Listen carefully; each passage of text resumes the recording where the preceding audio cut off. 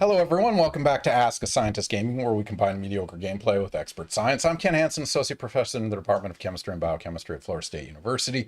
I do photochemistry / photophysics. I shine light on molecules and materials and hopefully do something useful with that energy, whether it's making and breaking bonds, moving electrons, whatever it may be.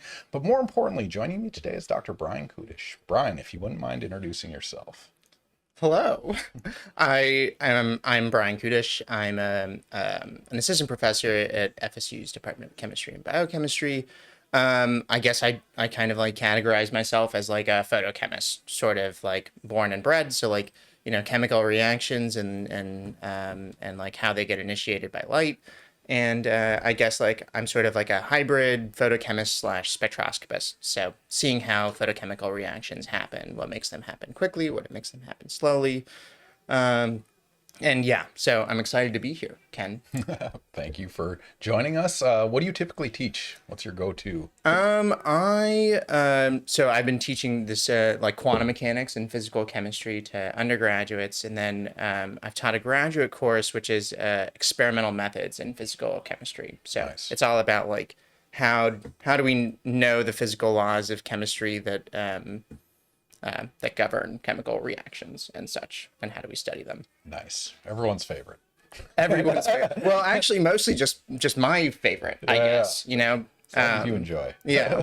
All right. Equally important, what game are we starting with? We're starting with Pokémon Snap, the game that you see where you take pictures of Pokemon in their natural locale. So is that what they're seeing now? Yep. Okay, awesome. So I'm a wildlife photographer in the Pokemon world, and as you can see around me, there are a whole bunch of Pokemon just minding their business, and I'm intruding on their privacy and taking photos of them. So I can see, I can zoom in here, I can take pictures of Pokemon while they're asleep. Is that Snorlax? Is that That's a Snorlax. I definitely know. Ken, I definitely know all of the Pokemon that we'll see today. Yeah, the initial 100 and whatever. How many were the There, batch? I think it started off 151. 151. Right? Yeah, but you had to see the movie to see the first one. Or the 151st, I believe. And now I'm pretty sure there's like 2,000-3,000 of them. I'm not sure. Yeah.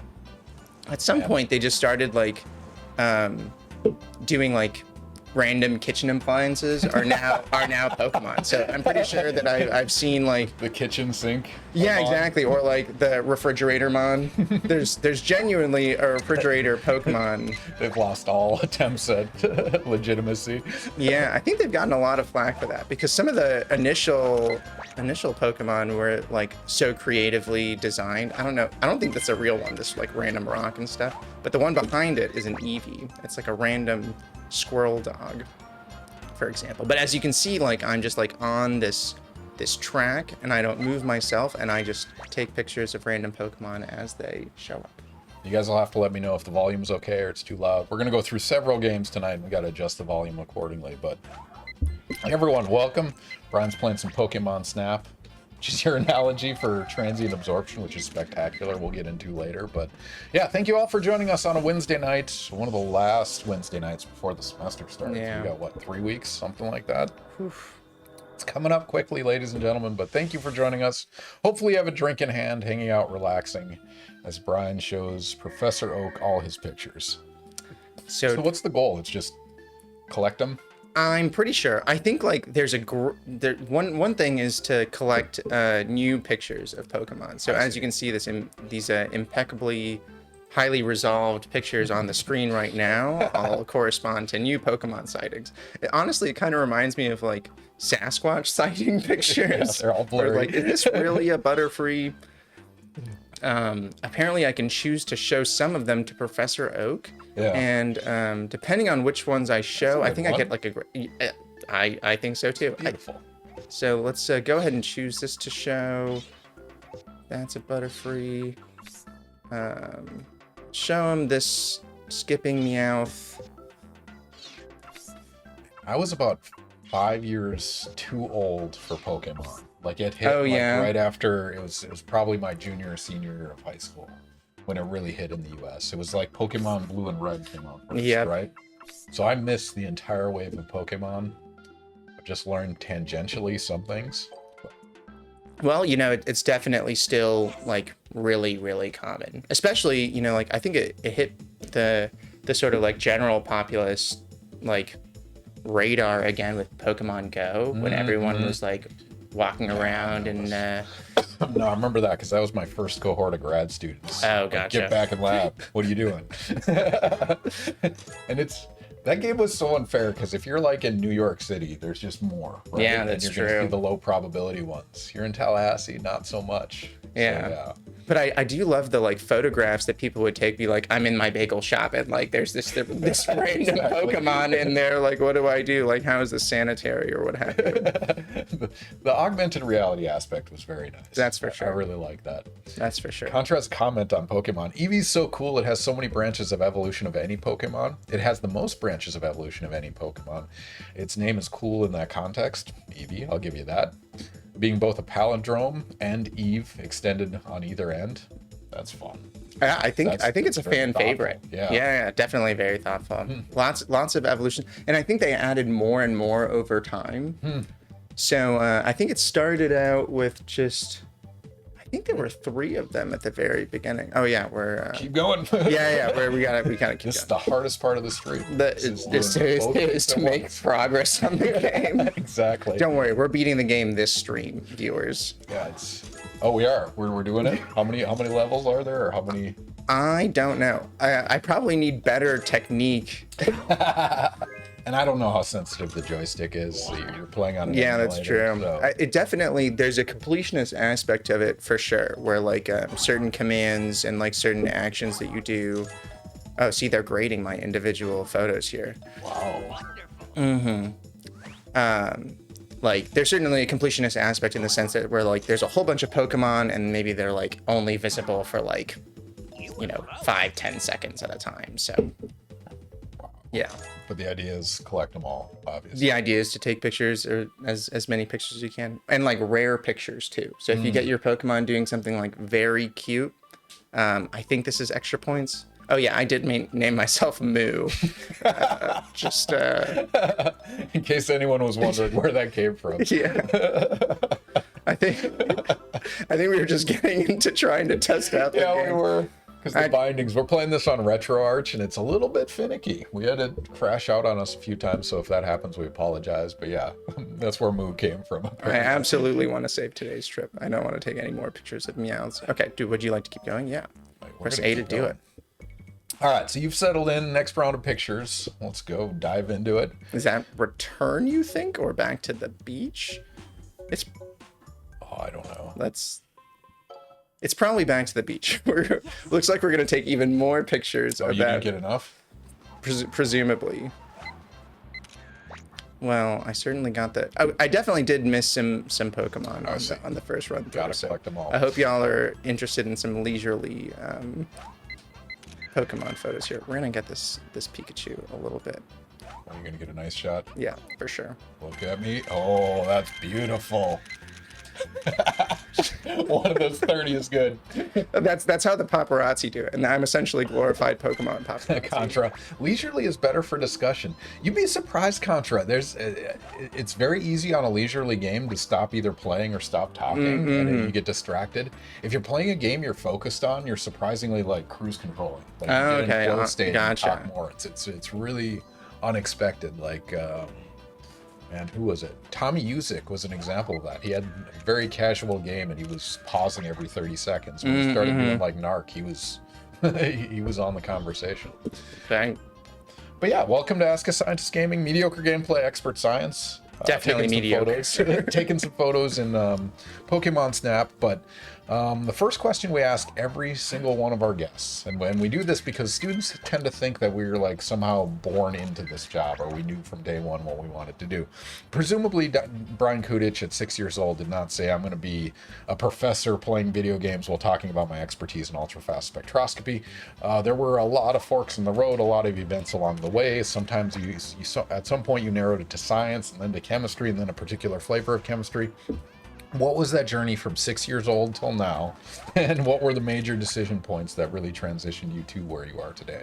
Whew. 6 years old I just was quite the. I think at the so my first we gotta catch this lapis. Oh, there we go. That's beautiful. nice. And then I think I already got the comics gun before. Okay, 6 years old, Brian. Definitely a bit of a knucklehead. Still was like fairly interested in like careers and professions, I guess. You know, my dad was a physician. He still is. He's a psychiatrist. So I think at the time I was like, I kind of want to do that, but at some point I would have like a summer job as essentially like an office worker in his office, and I was like, this seems awful. So Is your dad on the stream, right? Is he viewing? Hi, Dad. Your job sucks. So I think I moved on, and at some point I think I was probably like along this like physician route, probably up until I was in high school, I believe. We're gonna take this pixelated picture of Pikachu. One. Yeah, for sure. I'm sure there's more. We're gonna take this Doduo as well. But I think at some point in high school, I was like interested in business. And I remember there's definitely a Lapras photo here. Okay, that's a good one. That's a good one. Let's take this third Lapras photo. I was interested in business, and then that was probably like, I'm not very interested in business these days. I'm probably the furthest from being interested in business I have been in my entire life at this point. But I'm glad that I didn't really get into that. And then when I was in high school, I guess I took this chemistry class, and then I was like really seemingly pretty good at it because I took the question bank that my chemistry teacher had was using to study to like practice for essentially the IB exams. And then I studied it, and I like sort of like pretty much memorized the entire question bank. And I was like, wow, I think I might know something about chemistry here. And then that's when I decided that I wanted to be like chemistry, do something with chemistry in the future. How'd you do on the test? I did okay. I didn't get a perfect score. Like, you know how like the AP exams go to 5 and the IB exams go to 7, and I got a 6. But a 7 is supposedly pretty challenging to get. I took the AP exam the year after that, and I got the maximum score. Nice. But that was when I was a junior. And then when I was a senior, I was like, well, I've got to take this physics class because it's like mandated. I've just sort of been putting it off. And like, I didn't take calculus as a high school student either, which I would find out would like kind of set me back a little bit in college. But then I took this physics class as a senior, and it was essentially like a pre-AP physics class, and then I essentially creamed it. Like the teacher would like send me out of the room while like he taught the rest of the students physics because he was so annoyed that I would just like, raise my hand and answer the question whenever he would ask the class and stuff. So I decided to double major in chemistry and physics when I went to undergrad, at first at UT Austin, and then I transferred to Columbia my second year, and then did a major in chemical physics. And to continue this clearly very long rant, that's, I guess, like where I found out that there was this whole professor thing.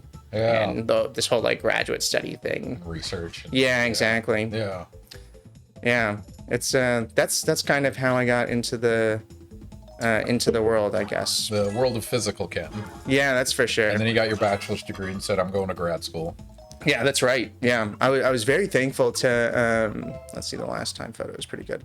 I was very thankful to have like an undergraduate research group of like grad students and postdocs who like, for some reason, cared a lot about my future. That's awesome. So it was easy to be like, hey, like I want to go to grad school. And they'd be like, these spectroscopists are very good. And at the time when I was doing undergrad research, I just sort of like fell into a spectroscopy research group. So.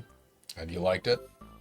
Yeah, it's pretty awesome. It's exactly what I didn't realize that I wanted when I did this double major. Oh, nice! I can go to the next course. Oh, you got enough. There we go. All right. There's room for like 8 of those. We're beating it tonight. We're 100%ing it. I have to take a picture of that Meowth doing a backflip. Oh man, we gotta ask Probably. a classic question. Nope, sorry. Speedrun.com. All right, what do you think the fastest someone has beaten Pokemon Snap? 25 minutes. So that's any percent. What about 100%?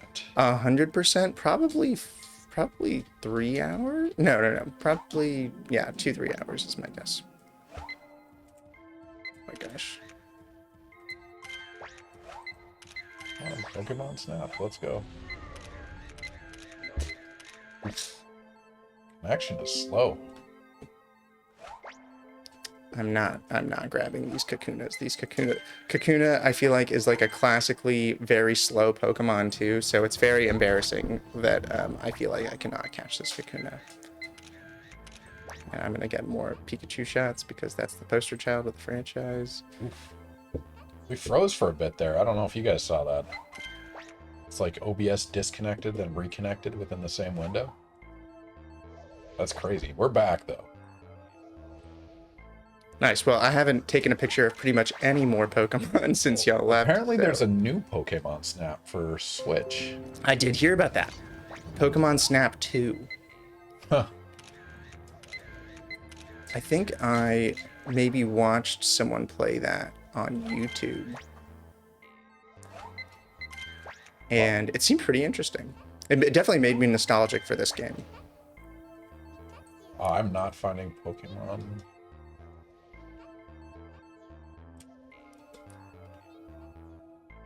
I'm not finding the original Pokemon Snap on speedrun.com. Well, we're about to do it. We're about to get the world record. What, am I crazy? There's no speedrun. It's the new Pokemon Snap is on there, but not this one. That is absolutely insane. Anyway, so you went to grad school, you did some spectroscopy, you decided you wanted to join a particular group before arriving? Yeah, pretty much. I mean, like, the oh, interesting. These Magnemite don't let me do stuff. Yeah, essentially, when I was hunting for grad schools, like, there are these groups of, like, there's this group of postdoc and grad students who are just like, well, Bryan, like, the hottest spectroscopists these days are like here, and here, and that's where you should go and apply. That's and awesome. I was like, I'm gonna do my best. And they were like, you know what's hot right now? Multi-dimensional spectroscopy. And I was like, more dimensions, more fun. So I ended up joining the group of a multi-dimensional spectroscopist. And I did exactly 0 multi-dimensional spectroscopy as a PhD student, though. Yeah. All right. Bill Farms, thank you for the follow. Fishpen, thank you for the follow as we just started. Calm Down Bronco, welcome back. Thank you for joining us. We cut out there for a little bit. Hopefully we're back. You guys can see us again. I don't know what happened. OBS or my internet connection crapped out for a moment, but we're still going. Don't worry. All of it was recorded. It'll be on YouTube indefinitely, including when Bryan said his dad's job sucks. So your dad will view that at some point. Well, we'll see. Depends on the viewers. But yeah, thank you for joining us. Sorry for that cutting out. I don't know what happened there. But anyway. All right. So you went to grad school. Then you did a postdoc, continuing that education. Then you decided, I'm going to stick in academia, get a job. Here you are. And here I am. This exactly sums it up. So you knew pretty early chemistry then. It was high school chemistry. I really did like chemistry in high school. I was mildly, I was bordering on obsessed, I guess. Like, there were a few extracurricular activities that were like sort of science related that I did too, that were chemistry related. Turns out when you study like a question bank, like there's a lot of questions on there. So we ended up like competing in like these science bowl things as high school students, and like our science bowl team went to nationals in Washington DC. Wow. Yeah. So that was also like the kind of validation that like if you're like mildly obsessed with something and then you get rewarded early on, then you're just like chase the dragon. Exactly. The rest of your life. Chase the dragon. This is an addiction. viewers. not Pokemon Snap. If I got validation from Professor Oak that I was doing a really good job, then maybe this would turn into an addiction. Feed the need. I respect that. Oh, there we go. Pokemon Snap. All right. Speedrun record for any percent, 20 minutes and 32 seconds. So you're pretty close at 25 minutes. Oh, nice.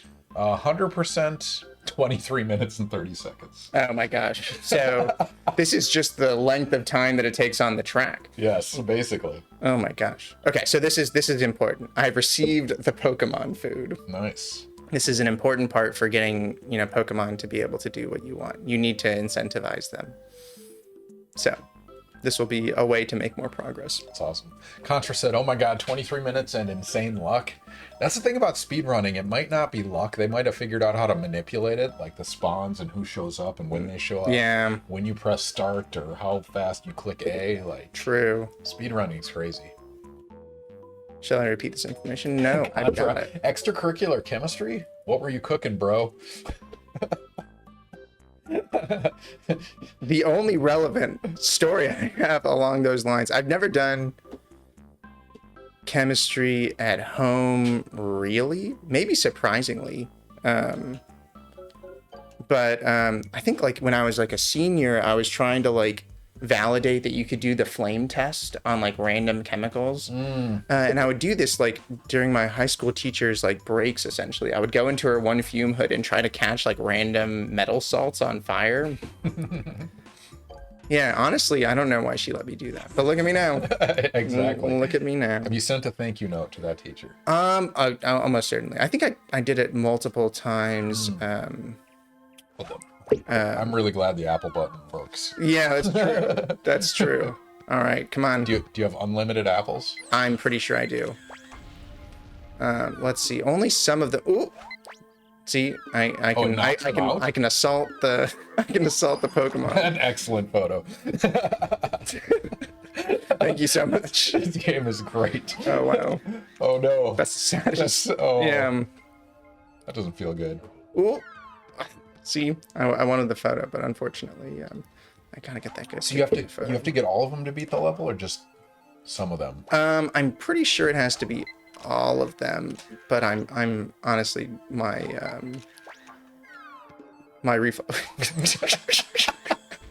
Oh no, what happened to him? Oh, see, and I knew that Zubat was coming too. Oh, that's so unfortunate. It's okay. Yeah, that's amazing. But I'm pretty sure you can do something with this egg if you hit it with apples. Is that right?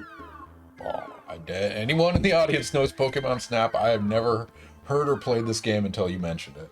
We're all, and I'm pretty sure that these are little Pokemon too. It's just that like you can't see them in reference to the initial games when you needed like some. Okay, I think I maybe got one there. In reference to the initial games where you needed the Sylph Scope in order to see ghost type Pokemon. That's awesome. All right, if anyone has questions for Bryan while he's throwing fruit at Pokemon, he'd be happy to answer them. Anything ultrafast spectroscopy, photochemistry.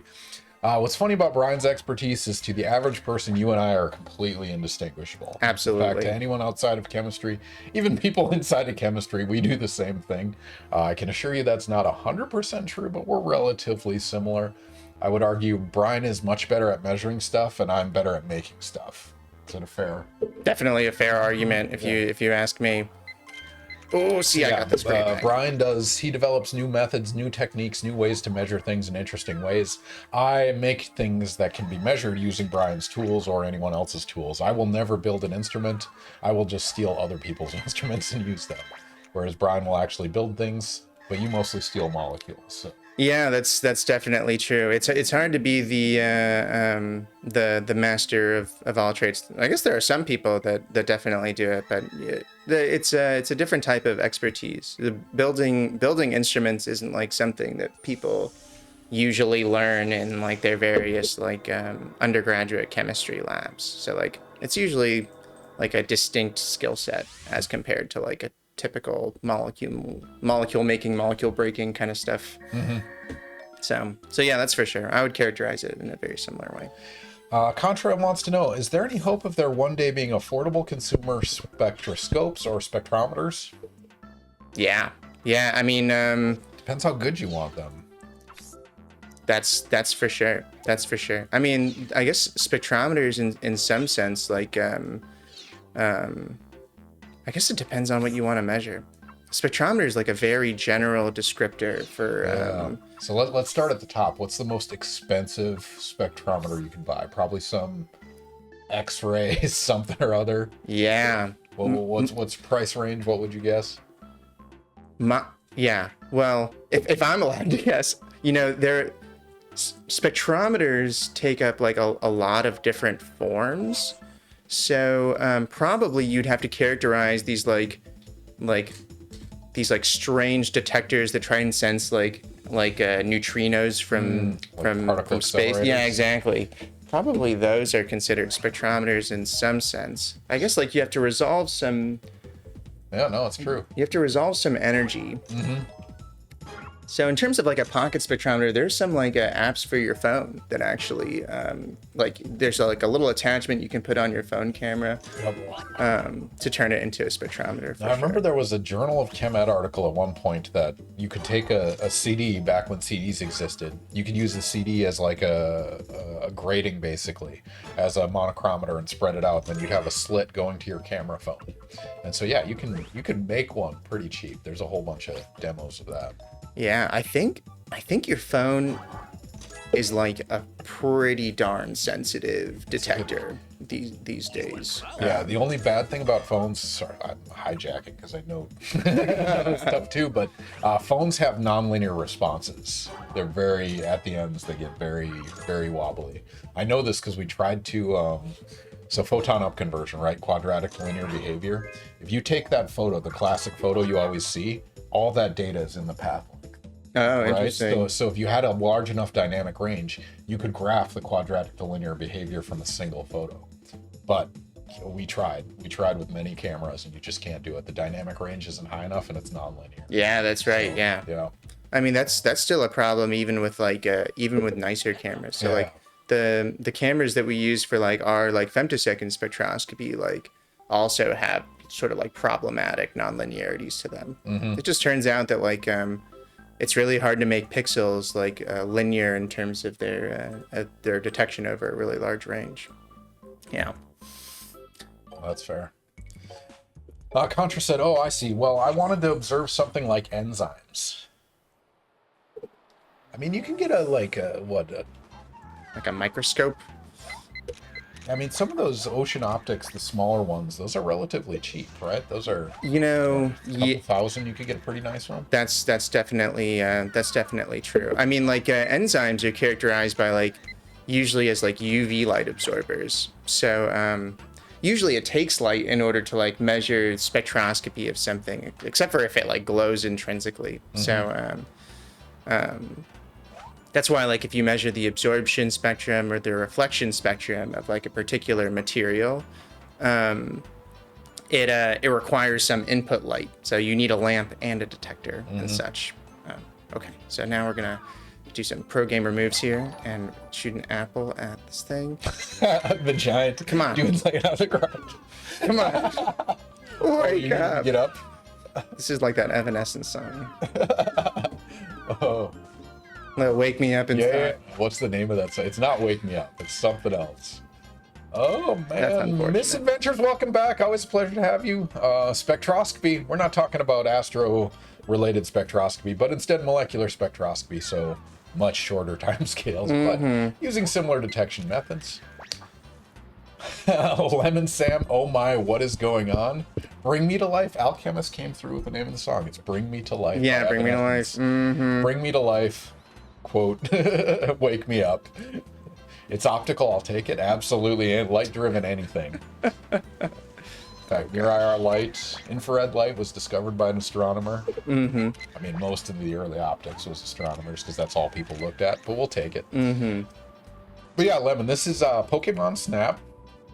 We're taking photos of Pokemon. That is the extent of it. Trying to assault this Chansey. Oh. There we go. This is what we were missing. This is why we need the apple. So you have to 100% it? Or you're just... I think you can go back and it'll change. See. Oh, wow. Yeah. So I think like as you unlock more like little items like this, then you end up being able to take better and better pictures. I'm pretty sure there's some like collection aspect. Let's see. That's probably a pretty rare photo, but I don't know how it counts it. I don't remember how it counts it, to be honest. I just remember this being a relaxing photography game. Exactly. All right, Contra had a follow-up. Also, wouldn't X-rays mess with the subject in many cases, as in damage the sample as you measure it? Oh yeah, that's definitely a thing that people consider with X-ray spectroscopy. Usually, as a result, like there are these like for the brightest X-ray spectroscopies, you usually like will have like what's called like a linear flow of your sample. So you'll send your like, usually it's like actually like a flow of crystals, because people are really interested in like crystallography with X-rays, especially for things like enzymes and protein crystal structures. You have to like prepare a whole big batch of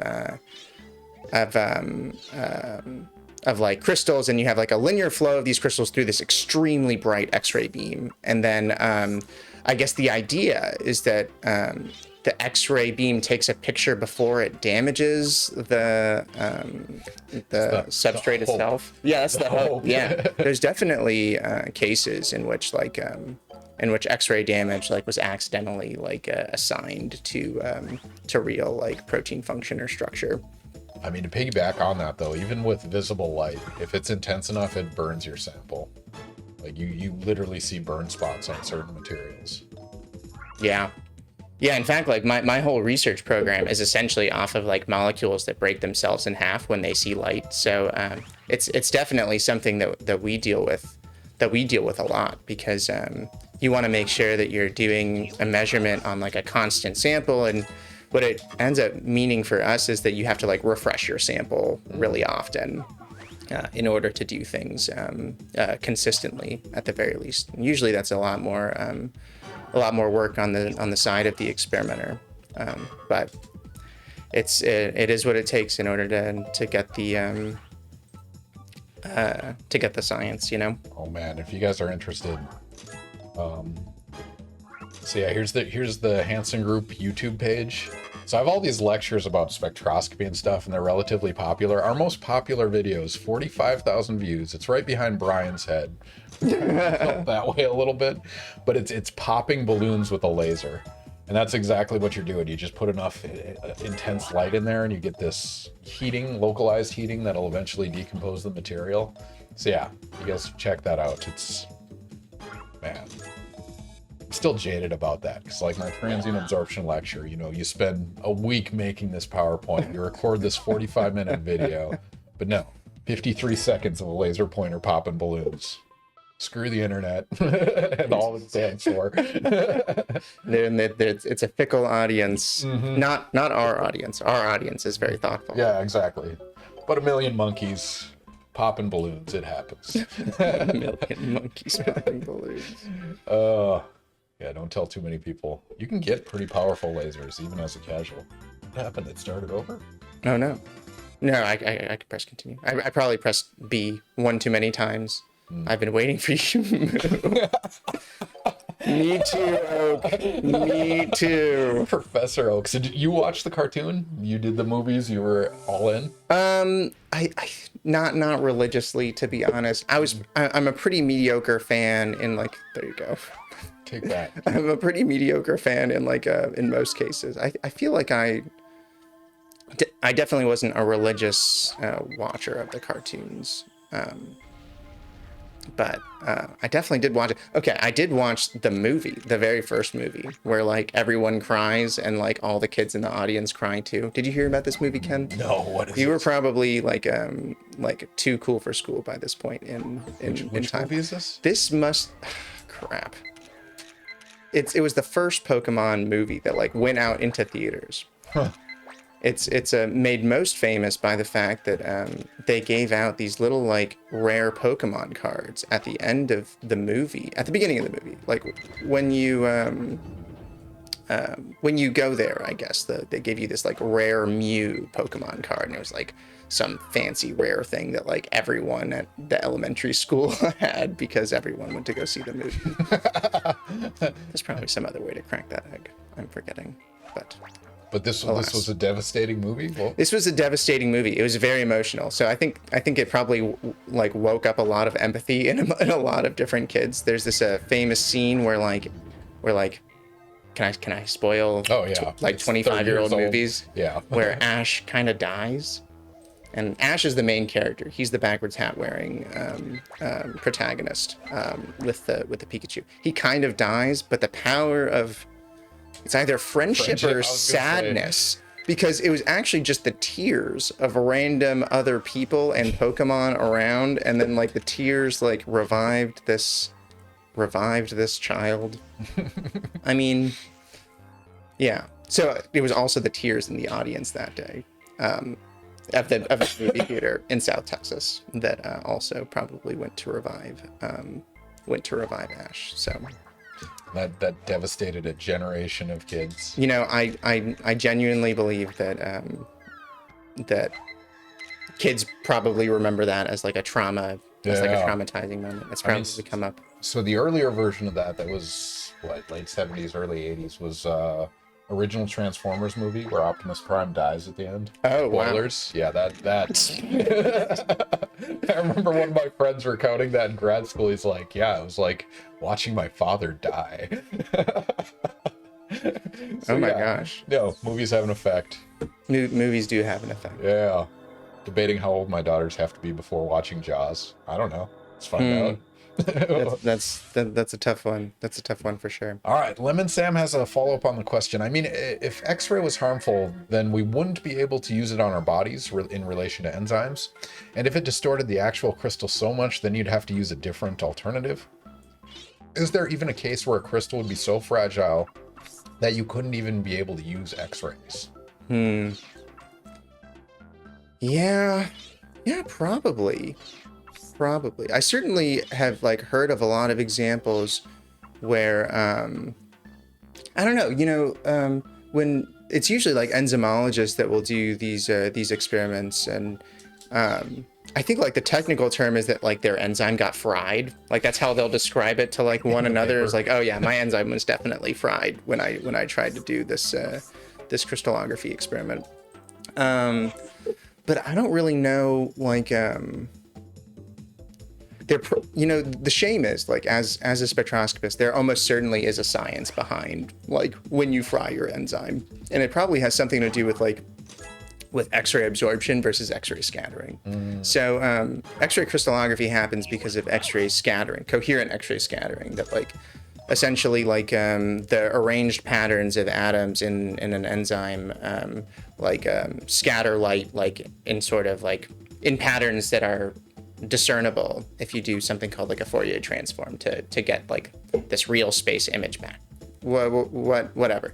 But that's not the only thing that X-rays can do. In fact, like the thing that X-rays do that's like damaging to like people and things is like X-ray absorption, where like all the energy in a tiny little X-ray photon like jumps into an electron, and that electron essentially like has the equivalent of drinking 1,000 Red Bulls. Like it just gets quote unquote very excited. And usually it'll just like fly right off. So this is like X-ray ionization. And that fries the enzyme. So I'm guessing like when an enzyme gets like destroyed when you're trying to measure it, it has to do with like this interplay between whether the photon gets absorbed or whether it's scattered. Actually, the reverse, interestingly enough, the reverse is very problematic for like my type of spectroscopy and your type of spectroscopy, which is that like I try to study like visible light absorption events. And thus, like, whenever light gets scattered instead of absorbed, it's actually really, really problematic. Yeah. So. That's a good point. I had not thought about that contrast. Yep. I mean, all spectroscopy is this balance of how much energy can you put in versus how much signal can you measure out. And is it going to do the right energy? I mean, depends on the material, I guess. All right, we should probably throw a prediction in here. Actually, let's do Calm Down's question. Oh, Lemon Sam had a question. Was that a rare Mew? Was that shiny? Is there rare Mews in this? I think there is in this game. If you're referring to the movie, well, I really hope that you're referring to this game, and I've just missed a Mew, because that just shows how much of a pro gamer I am. This game, if I really did miss it. But there was a Mew card that came like as a result of going to this movie, and it was holographic, which was the main currency of people my age, is holographic pieces of paper. Exactly. Collect them cards. Mm-hmm. All right, Calm Down Bronco wants to know, how fast is ultra-fast spectroscopy? What kinds of things are you measuring on these timescales? That's a great question.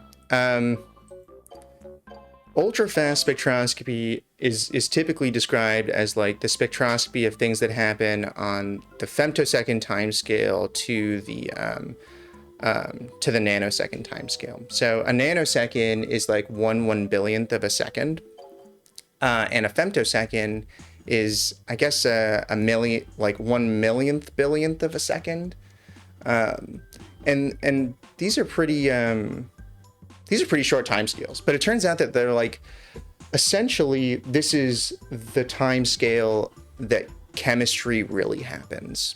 Is I guess the best way to think about it. So you've probably seen a chemical reaction either in class, or, you know, like, it turns out that all of cooking is a chemical reaction. So like when you cook something, it doesn't take like 1 femtosecond, for example, for your food to. I would cook way more actually if it was truly 1 femtosecond timescale dynamics to cook food.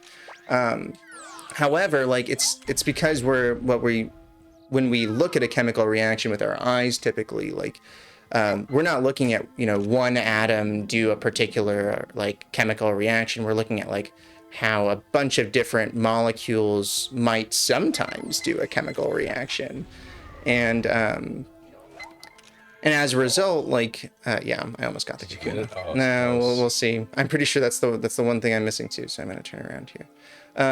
So on the femtosecond time scale, you can get like. Oh, okay, that's a hard one. Yeah, well, maybe I'm just not very good at this. Also, on the femtosecond to like nanosecond and picosecond time scale, which is the time scale in between, there's a whole bunch of different chemical reactions, like real deal chemical reactions. So like watching bonds form and break. I'll put that in quotations because it's actually really, really hard to watch bonds form and break in real time. But like understanding the time scale in which an individual like chemical bond like forms and breaks, like that's the femtosecond, picosecond, nanosecond time scale. So it turns out to be a really relevant time scale for thinking about the fundamentals of how a chemical reaction might work, I guess. So a good example is that, like, you know, when a leaf absorbs a photon, it turns out that like it takes a little bit less than, it takes a few hundred picoseconds. So that's a 1/1000th of a billionth of a second in order for that photon to turn into 2 separated charges to factor into like photosystem 2. So it turns out to be like a pretty relevant time scale or that's a good example of like what makes it a relevant time scale. One of the crazy things about this time scale, when one of my fun facts with regards to like femtosecond spectroscopy, is like if you were to use scientific notation to describe a femtosecond, it's 10 to the minus 15. So if you were to take 1 over that number, then it's 10 to the 15. And 10 to the 15 seconds is the lifetime of like how long the universe has existed. So like a femtosecond versus a second is like sort of equivalent to like a second versus the lifetime of the universe. So it's like really like a cosmic time scale that we get to interrogate matter at. 15 orders of magnitude is no joke. Yeah, seriously. All right, related to ultrafast spectroscopy, we're going to ask you guys a question. So on Ask a Scientist Gaming, we use our predictions not for video game predictions, although we could. Instead, we use it to ask you guys science questions. So I ask every one of my guests to come up with some science questions to share with you guys, and Bryan has done that. And this one's related to spectroscopy and rate and how fast things happen. So I'm going to pop up a prediction right now. If you're not following us, click the follow button. One, we like our numbers going up, but two, you'll get 300 standard internet units that you can gamble on this question depending on your degree of confidence. And so I popped up a question right now. Click that predict button at the top of your chat. The question is, how far, or the distance light travels in 1 nanosecond. So 1 nanosecond is 10 to the minus 9 seconds. How far does light travel in that through, we're going to say a vacuum. I think that's a fair calculation. People can slow down.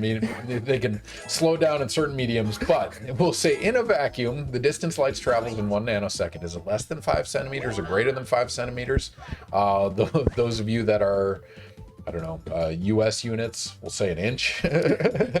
No, that's 2 inches, right? It's 2.5 centimeters. Yeah, that's right. Yeah, so 2 inches. Greater than 2 inches, less than 2 inches. Thankfully, there's not like empirical units of seconds. But anyway, Red Penny, thank you for following. Thank you for joining us. Click that predict button and put your predictions in there now. And again, this is Ask a Scientist Gaming honor policy, so you can't look this up with Google or ChatGPT. Do it based on what you know about the distance light travels, or whatever calculations you do in your head, or whatever you've learned about light traveling through Pokémon Snap. So put your predictions in there now. Does it do greater than 5 centimeters or less than 5 centimeters in 1 nanosecond? That's some hard math to do in your head. I wouldn't recommend it. But you guys have about 30 seconds to put those answers in. Yes. Bronco. So Professor Oak told me that there's a hidden path in the tunnel. Oh, that's what we're missing? Perhaps. We'll see. Maybe it requires me hitting some switch or something like that. You are 45 minutes into this game. If at any point you want to change, let me know. I'm just going to keep you updated in case there are games you want to play. We are 100%ing this. All right. All we're playing tonight is Pokémon Snap, ladies and gentlemen. And hopefully some NARC at the end. Yeah, hopefully some NARC at the end. We'll see if we can get to it. NARC. We can see if we can get to it. You'll be the first guest not to get to NARC. All right, Brian, what is the answer? Distance light travels in 1 nanosecond, greater than 5 centimeters, less than 5 centimeters? It's definitely greater than 5 centimeters. It turns out that, like, the rule of thumb, because spectroscopists are allowed to have rules of thumb for like random stuff like this, is about like a nanosecond a meter. So like light travels about like 1 meter in a nanosecond, which is pretty I don't know. It's kind of like an unfair question, because like we really don't have like a true intuition for like light traveling, because like turns out like time and photon traveling is kind of like a really wonky like subject in general. Mm-hmm. So anyway, it just turns out to be like something that you can measure, though, using things like interferometry, or by using things like time resolved spectroscopy, for example. There's actually like quite a few like occasions in the lab where like we can explicitly test like what the speed of light is by like delaying pulses of light relative to one another. So yeah, definitely greater than the centimeter scale. Yeah, that's the coolest thing in the world. In order to take you guys on a tangent, so if you want to measure something on nanoseconds, you can do it with 2 light sources. You can do one that does a flash, and then you can measure it with the other. But if you want to go faster than that, the only way to do it is controlling light with distance, which is absolutely profound, and it's an idea worth a Nobel Prize. What was that, 99 probably? Yeah, it was in the 90s. But yeah, to do ultra-fast femtosecond spectroscopy, you have to use 1 light source and turn it into 2 and control the time between those pulses with distance, which is absolutely crazy. And that's what you pay for, and that's why the instrument costs, what, $300,000 for a femtosecond? Yeah, that's exactly right. It also requires like optics that like split pulses of light into 2 replicates and things like this. And then more so it requires the ability to turn like 1 color of light into another, which is a surprisingly like challenging thing to do, I guess, or at least like non-trivial thing to do. And when you do it, you sometimes burn crystals. Crystals that are perfectly stable until you shine enough light through them. Yeah, it is fun though to like work in a field where there's magic crystals. Just do crazy colors, and it might as well be witchcraft. I agree. Yeah, and I mean, like obviously there's like a whole science behind it. So if y'all are interested, like all the optics that you may know and may love, like the optics of lenses and mirrors and refraction and reflection and fiber optics. That's all linear optics. It has to do with like what approximation you're making to Maxwell's equations. But it turns out it's just an approximation. So there's nonlinear responses to like light passing through materials, and that's nonlinear optics. And there's a whole bunch of tricks you can use with nonlinear optics to turn one color of light into another one. Yeah, that's a fun trick. Like everyone's seen the, the Newton image, right? You have white light going in, you just spread it into the different colors. Turning one color into white light is crazy, but you can do it. And we have to. Yeah. It's it's maybe like a strange thing in the context of like one color of light to the other, but like, in a world where like light is generated from like random like electrical energy, maybe it's something that like seems a little bit less or can seem a little bit less like special. That's but right. Because I can make light from nothing. I can make light from just like making something really hot. Yeah. But in order to make like laser light, a particular color, it turns out you have to like satisfy some pretty like special conditions. So especially when you want to change that laser light from one thing to another. Yeah, I agree. All right, Fishpen wants to know, what new information do we get from extending ultrafast spectroscopy to the attosecond regime? That's a really great question. I think oh my gosh, I'm in a completely new area, but it's okay. So in the attosecond regime, this is the time scale for like that typically physicists will like play with in order to like learn more about like electron-electron interactions. So like if you think about the things that are moving around on the time scale of femtoseconds and picoseconds, it's usually like electron motion from like one part of one molecule to maybe another part of one molecule, or changing in characteristics from like one orbital to another. But like on the attosecond time scale, you can look at like how individual electrons like kind of like bounce off each other. It's really it really hasn't broken too much into the chemistry side of things. I would particularly, oh no, it's a Charmander. But it's definitely the realm of physicists. It turns out that like watching like chemical processes with like exquisite detail, it turns out to not matter as much like the. Oh my gosh! What was that? Was that an egg? I believe so. I think we've done something very special. That's amazing. It turns out to not matter as much like, how much time resolution you have, but it kind of matters that you like game your photochemical system to make something happen really rapidly. Yeah. There's there's weird principles of photochemistry that like, even though you can have really fast timescale photochemistry, it doesn't mean that you like immediately are going to get like more information from your system. Mm-hmm. It matters that like you have dynamics, or that you have like some aspect of your system that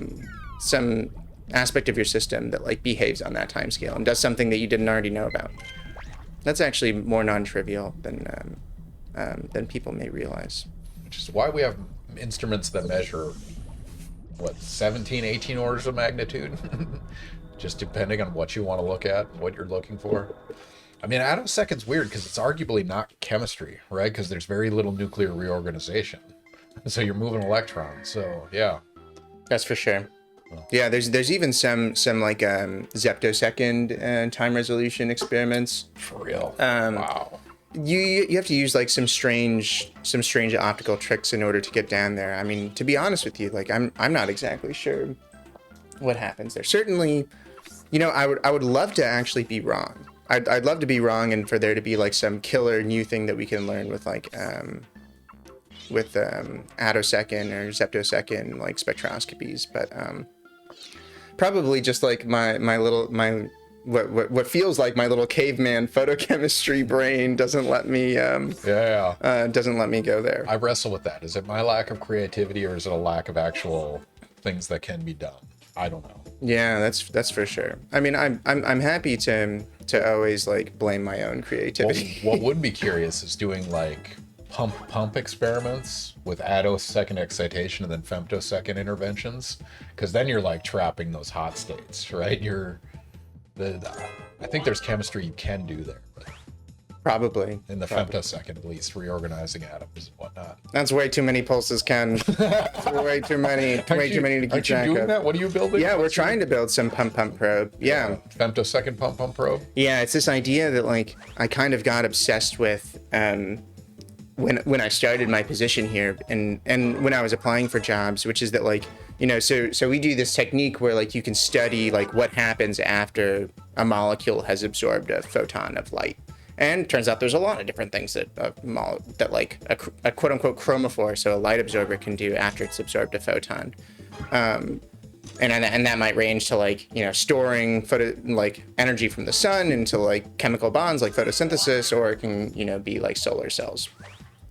But like if you take a step back and ask yourself like, okay, what can we learn about molecules if we separate them from like what's useful about the molecules, then you start realizing that there's kind of just a whole bunch of experiments that we haven't done yet that we probably that we should probably do at some point. So you know, one of the fields that I work in, like this field of like radical excited states, is a really good example of this, because most people study like photo-generated radicals. So a radical is just like a molecular fragment that has like an odd number of electrons. It turns out this is like a pretty typical like a photo product after something has absorbed a photon of light. One of the probably the first classic photochemical reaction like an undergraduate chemistry major might learn about is like when chlorine gas absorbs a photon, it splits itself in half into 2 chlorine atoms. Anyway, so part of my research program is to ask itself like, well, the only thing that makes something capable of absorbing light is the fact that it has electrons. So anything that has electrons can interact with light, because light is just like a manifestation of like the Coulombic interaction and like electric fields. So yeah, part of my research program is like what happens when what are the photophysical dynamics when radicals absorb light too, because like they've got electrons too. So what happens when they absorb light? And being able to ask those questions is like the best part of this job, honestly, because like to most people it seems really random, especially since there's no obvious application. But this exact idea is like has recently been validated for, you know, various applications, like, you know, radical light absorbers that do photochemistry, like what my lab, you know, has like at least in part discovered. So, you know, things like this where like you just sort of ask yourself like, well, why hasn't this been done yet? And it's because like, oh, well, maybe it's because it's not like going to be the next solar cell, or maybe it's not going to be like the next drug-like molecule. Oh dang, probably should have taken a picture of that. Yeah, it seemed like some strange behavior. Yeah. So, you know, being able to do some like fundamental studies and characterize some like strange processes might be worth it, you know, later on when people find a good use for it. Oh, that's fair. Calm Down Bronco wants to know, how amenable are your experiments to simulations? I do molecular dynamics simulations, and femto to nanosecond timescales has my mouth watered. All right. You know, it's pretty... I would say that it's probably more amenable. You know, one of the strange things, and this could be a hot take, and I'll probably have to talk with my chair about this, who actually does like molecular dynamics and molecular mechanics modeling, is I would actually argue that the faster in timescale you go, the more likely your molecular mechanics is actually to be useful. And this is because like the slower in timescale your chemical reactions are, the more likely the chemical reaction itself is something called like a rare event. And rare events are like what they're described as, like they're events that don't happen all that often. And they don't happen all that often usually because, oh, look at them, they're friends. They're best friends. They don't happen all that often because they require your molecule to be in like a strange geometry or something along those lines. And it's really hard to simulate these like really high energy species, or like to know the energy of something so far from equilibrium like very precisely. However, if you go to the faster and faster time scales, then like you're more intrinsically like sort of out of equilibrium, or like your initial state is closer to like your this like rare event configuration than usual. That having been said, I'm not exactly sure how good things have gotten on the simulation side. You know, one thing that I found that was pretty cool is like last week there's this journal called Journal of Chemical Physics, and I think they're running a like a competition inspired by this like crystallography competition, where like they recently got these like really cool experimental results for like the excited state dynamics of like some molecule after being photoexcited, like cyclobutanone. And they asked a whole bunch of people, like, see if you can come up with your best simulation, and then like we'll see if any of them are close to the experimental result. Yeah. So that's pretty fun. And yeah, the result is not known. The result is not known from publicly. Yeah, the experiment that they were doing was like it's a pump probe type experiment. So like just like how in this game I'll throw an apple and that's my pump, and then I'll probe to see what the dynamics are with like taking a picture. In their case, their pump was like a UV photon, and their probe was a beam of electrons. And that beam of electrons diffracted off of the like the photoreacting like excited state, and like that's how they were able to watch the like chemistry happen in quote unquote real time, I guess. So I think that's what people are now trying to simulate. It's pretty fun. Yeah, I'm really interested to see like if people are gonna get it right. And correct me if I'm wrong, Calm Down Bronco, but in molecular dynamics, it's not actually a time component, it's a temperature component, right? That's how they treat it, at least mathematically, is what the way it was explained to me at some point. And you can mimic time with temperature depending on dynamic motion, because that's what time is. All right, we have, Misa wants to know, can you explain why the ultrafast measurements take so long? I've seen people use a TA all day to get measurements for one sample. It's true, it's a femtosecond. How long can it take? It should be done quickly. It's an excellent question. That's a fair question. I also wonder why my students don't get results faster. Yeah. Okay. So I have a Twitch friendly answer, which is that when you measure an absorption spectrum with an absorption spectrometer, you measure a sample's optical density. And usually, if you see in your cuvette, so the thing that like that contains the thing you want to measure, if you see that it's got some color to it, usually it's fairly colorful if you're doing fun types of color-related chemistry, then you can measure an absorption spectrum pretty easily. And it's because like the fact that you see the color of it means that it absorbs quite a lot of the photons that it sees. So in this sense, like because it absorbs so many photons, it's pretty easy to like discriminate whether the detector in the instrument that you're using has seen a photon or has seen less photons than it initially saw in some reference experiment, what have you. So in a femtosecond TA experiment, what happens is you shine a pulse of light. Oh yeah, I should keep playing. You shine a pulse of light at your sample. And despite the fact that a pulse of light feels really bright to you and I, it turns out that the pulses of light typically actually don't have that many photons in it. I can go to the next course, the river. So a femtosecond pulse of light might have like anywhere from like 1 billion to like a trillion photons in it. And there's usually way more than 1 billion to 1 trillion molecules in your sample of interest. So what happens here? Well, what happens is I take a picture of this polywag. So what happens? What happens is not all of the molecules in your cuvette that you've carefully prepared get photoexcited, and all you can tell in your transient absorption experiment. Ooh, I should throw an apple. All you can tell in your transient absorption experiment is whether your system has differentially absorbed a photon as a result of the pump pulse. So all you can tell is whether or not like the bulbous the Bulbasaur has come out of the log. There's a solid Bulbasaur butt photo. Yeah, exactly. Yeah. Cheers. Cheers to that. You earned it. So, oh, there we go. So as a result, like you end up getting like absorptive signals as a result of photoexcitation that are like very, very, very small. So if a normal UV vis measurement of some photoreactive of some chromophore has an optical density of, oh my gosh,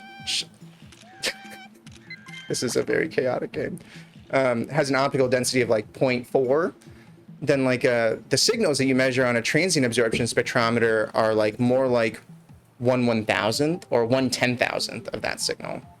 That's at least like the signal ranges that we usually work with. And because the signal is so weak, there's typically a lot of noise too in the measurements. So as a result, you need to average over a long period of time. And usually you're also interested in like getting excited state dynamics. So you want to like sort of manipulate your optical setup and then do the experiment again and then do the experiment again. Usually you're moving something called like a delay stage physically across your laser table in order to like get the different like correct pump probe delay times, I guess.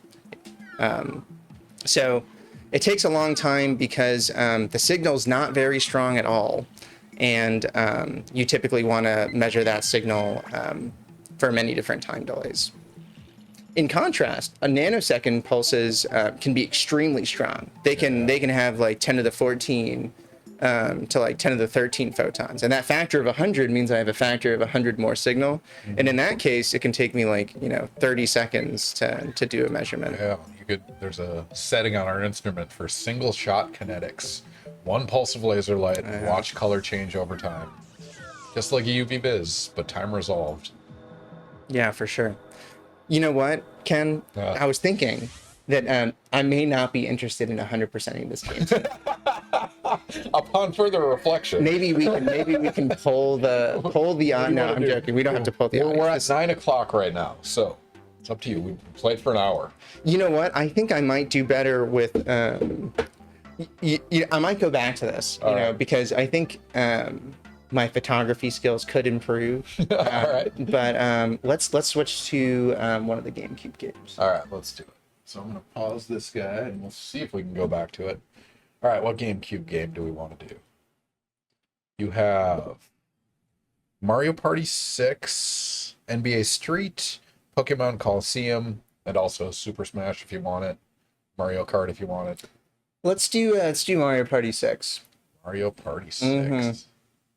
We're gonna play with some extremely difficult computers, and then they're gonna thrash me. But it'll be funny. What is going on with that? Oh, sorry, I got to change the source.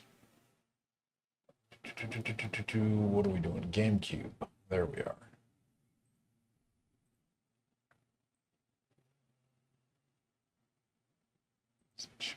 Dolphin. There we go. All right. Warning, health and safety. All right, GameCube controller. Here's to hoping these keys are bound correctly. All right, we're changing over to Mario Party 6. Is this really 6 came out on the GameCube? That's crazy. Yep. This is a game that I've probably played the most recently. How recent? Yeah, because this was like a COVID video game that me and my roommates in Cambridge would play. Nice. Mm-hmm. Using an emulator similar to this one. Press start. Start to that one. All right. So. All right, we're switching over to Dolphin. Hopefully these keys are bound correctly. We're going to find out in a second. I created so you'll create your own. I think you should go with Moog. Yeah, that's for sure. We've chosen a flavor of the night. I like it. Yeah, I'm a big Highland Cow fan. so this is pretty typical. All right, we're an hour in, a little bit over an hour in. Ask a Scientist Gaming, mediocre gameplay, expert science. Our guest tonight is Dr. Bryan Kudisch. He's an expert in photochemistry and ultrafast spectroscopy, shining light on molecules and figuring out what they do. measuring them as quickly and as accurately as possible to find out how chemical reactions occur. If you guys have any questions, throw those in chat. I promise I will catch up on some of these. Lemon wants to know, similar to radicals having unique characteristics in photochem, do isotopes have such in photochem context? It's such a fun question. I mean, like, the answer is like kind of no, but like yes in like a very like in a very nuanced way. So like if I'm like measuring, for example, like how a molecule absorbs visible light, then it's unlikely that like the existence of an isotope or like the differentiation of like one isotope versus another, let's go with Mario here, Classic. will like change its like optical or like visible light spectroscopic I want to properties. point out Brian's going hard mode. Oh yeah. With a handicap. But things like vibrational spectroscopy, where like the isotopes will like change the mass of an atom, for example, those will get affected. But like I think probably the least known aspect of this is that like an isotope may not affect how a molecule absorbs light, but it might change what happens after that molecule has absorbed light. So there are like some classic examples. I think you worked on some of these types of things. Separation stuff. Yeah. Or I was going to say like a proton transfer reactions. So like, you know, one of the largest isotope effects that exists is like between a proton or a hydrogen atom and a deuteron, which is like a hydrogen atom that has like one proton and one neutron. It's twice as heavy. Twice as heavy, and if you've got to move that proton around for some photochemical reaction, then it's going to change the rate. So like probably the most extreme examples are actually in biology. So like the kinetic isotope effects for like some biological reactions that change the location of some protons or hydrogen atoms around. Like you can completely turn off an enzyme if you feed it like heavy water versus normal water, for example. So isotope effects like kind of don't influence electronic spectroscopy, but it does like influence like photochemistry in a really deep way. One of our colleagues even like works on like the fact that like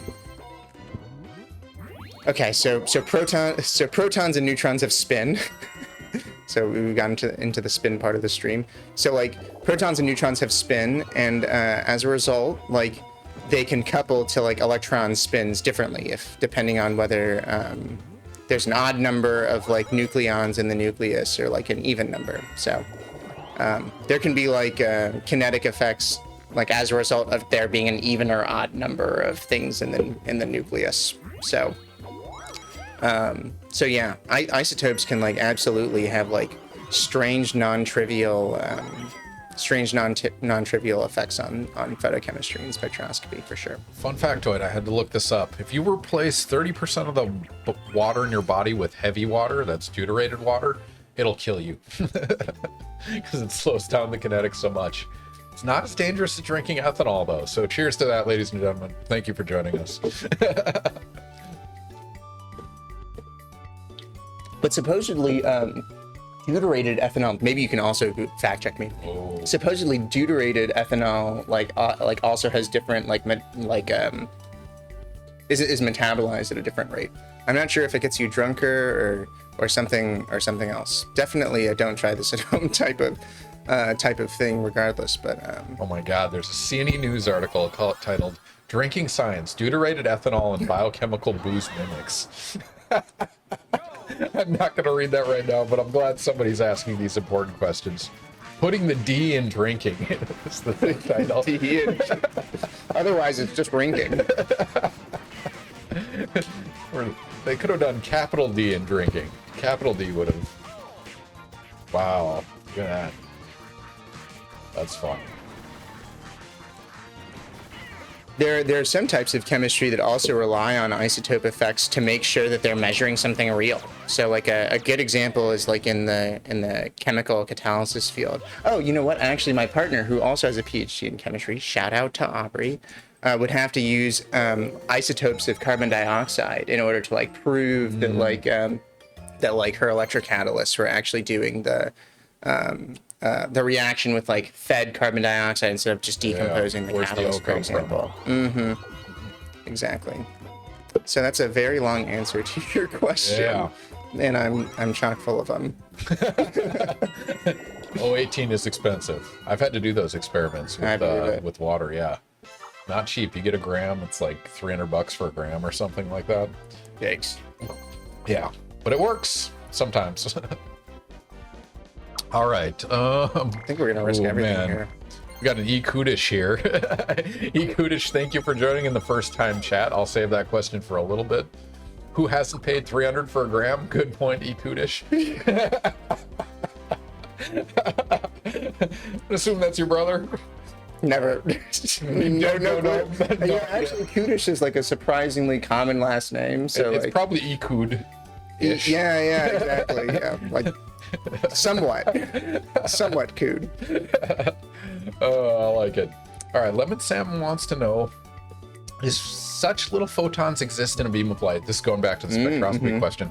If such little photons exist in a beam of light, why not use stronger beam for a stronger signal?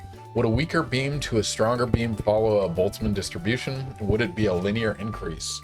Ooh, that's funny. Yeah. I mean, That's a can of worms. This is a very in the weeds question. However, like, this is my whole training. Yeah. So like, it definitely depends on your training. Or it depends on your detector. I don't know what I'm doing here, but I think I'm just choosing a rope, and I bet my whole life savings on it. This is the original Squid Games. We both lost. So like, regardless of like how strong of a laser you use, you always have to detect it. So if you use a really strong laser, for example, then and you're sending that light towards a detector, then this is problematic because your detector like will max out at a certain range. However, if instead what you're saying is that like, oh, what about if you use a really strong laser to start a chemical reaction, and then like use a normal laser to like probe whether the chemical reaction has happened? That's a great idea too. It turns out that there's like a trade-off with like the like laser intensity that you can use. There's this fantastic little phenomenon called like multi-photon absorption. That's power dependent. So if you use a really strong laser, then it turns out to be like probable that you absorb 2 photons in the same like instance of time. It's kind of strange to like say the word instance because I feel like we've like talked to seconds. Yeah, exactly. But like essentially, instantaneous-ish. It does have a formal meaning, and it's like essentially within like absorbing a photon takes a certain I don't think I'm playing this one. Okay. Absorbing a photon takes a certain amount of like time. Usually it's like on the order of like 10 femtoseconds. So like if two photons arrive like within the same like 10 femtosecond period, then like their electric fields can add up, giving rise to like both of those photons being absorbed at the same time. So this is what we call in the biz an artifact. So, and artifacts are bad. Like essentially you're introducing something into your experiment that is a result of the experimental setup itself, and not something intrinsic to the sample you want to measure. So, as a result, you end up like convolving your experiment with what you're trying to measure, and this can be difficult to retroactively correct, for example. In fact, like there's a number of papers even recently where people, essentially unknowingly have these artifacts in their data, and they essentially interpret it as if it's science. And this is unfortunate for the community to have to clean up afterwards. So it's a good idea in spirit, but unfortunately comes with caveats. Counterpoint, sometimes you want to make that happen. That's true. And what's a really cool example of that is in biomedical research. And so if you put a blue laser pointer through your finger, you can't see it come out the other end. If you use a red laser pointer, you see your finger glow red. It's not because of blood cells, it's because red light is actually transmitting through tissue. And so there's something called a biological tissue window, like red to near infrared. It's like, 700, 900 nanometers where it transmits into tissue. But you can excite a lot of biomolecules with that. Like a lot of the tissue in the body doesn't absorb directly in that range, which is why it transmits. But if you use an intense enough source in that region, you can transmit in the body and do those 2 photon excitations. So it's like you're hitting it with UV light, but you're doing it with a near infrared source. And so you're kind of cheating through those events. It's a very cool phenomenon. Yeah, Very cool phenomenon. yeah, and they use it. When it's intentional. It lets you focus it. You can also do 2 beams that overlap at a particular point in targeted places in the body. It's really cool. All right, E. Kudisch, let's dive in. E. Kudisch, on behalf of Concerned Seminole, these blankets smell funny. Thoughts? Does he give you a hard time for being a Seminole now? I actually don't know what this is referring to. I think he's talking back to colonial times when they would give Native Americans Oh a bowl of no, blankets. Elliot, E. no. You can clarify if that's not the case, but in defense of FSU, we do have a good relationship with the Seminole tribe. I think it's every year they renegotiate, what's acceptable, what's not acceptable. But I learned fairly recently, I don't know, this might have been from Chris, or I don't know who told me this, but the chop, that's like no Seminole tribe ever did that. There were certain tribes that had that chant, but Seminoles were not one of them. But we have to go to a football game and hear it every 30 seconds. Yeah. Anyway, thank you, E. Kudisch, for opening strong with that one. Your mother wants to know why you're wearing a sweater in August in Florida. You don't have to answer this. No. That's a great question, stranger from the internet. Unknown stranger. This is just my comfort sweater. I like it because it is warm and comforting.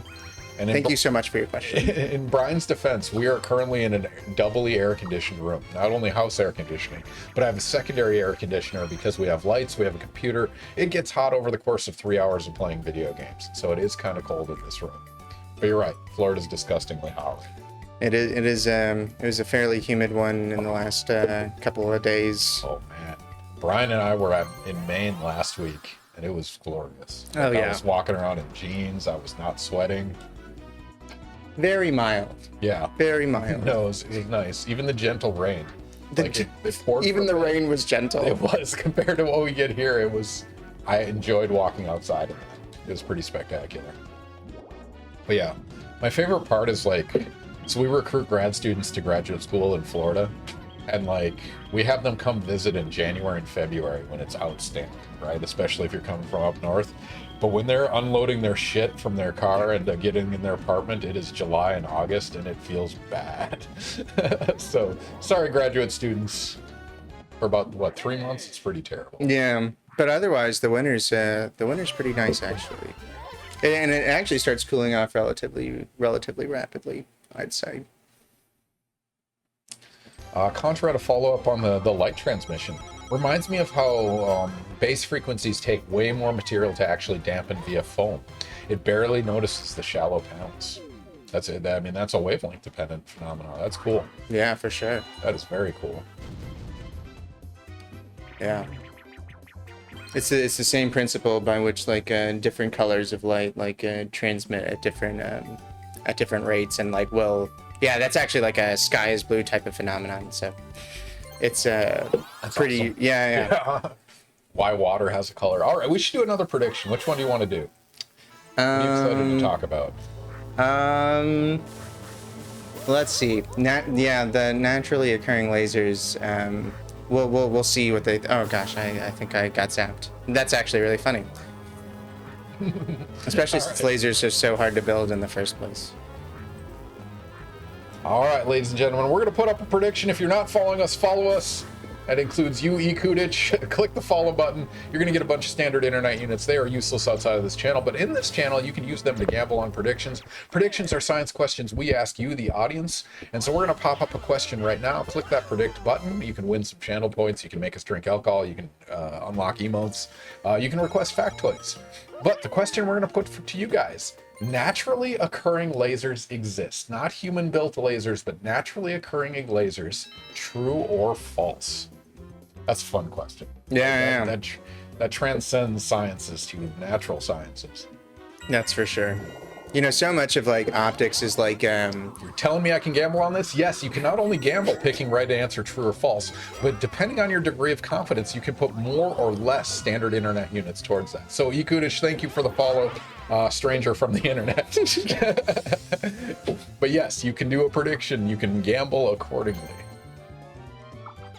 Naturally occurring lasers exist. Is that a phenomenon that occurs in nature? yeah, it started making me think about you know, there's certainly a lot of like optical phenomenon that were like first discovered and then like sort of like generated in the lab. You know, like probably the best example is like reflection, being able to like see yourself in the reflection of the pond. Like there's even like, you know, Greek stories about this, right? Isn't that like what Narcissus did or something along those lines?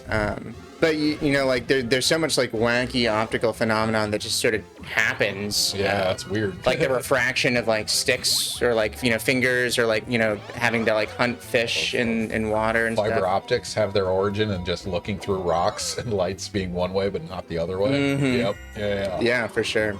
So, All right, 10 seconds left. Put your predictions in there now. Naturally occurring lasers exist, true or false? All right, Brian. What? Narcissus did it. Echo plagiarized it. All right, Brian, what is the answer? Naturally occurring lasers exist, true or false? yeah, the answer is yes. The True. answer is that naturally occurring lasers, in fact, do exist. They were very confident in natural lasers existing. Wow, well, that's so weird. You know what? Second poll. Where? Show me. Yeah, someone put in chat. Brian is challenging you. Yeah, exactly. We don't have. Can I go to Home Depot and buy my like little laser plants? Natural lasers. Exactly.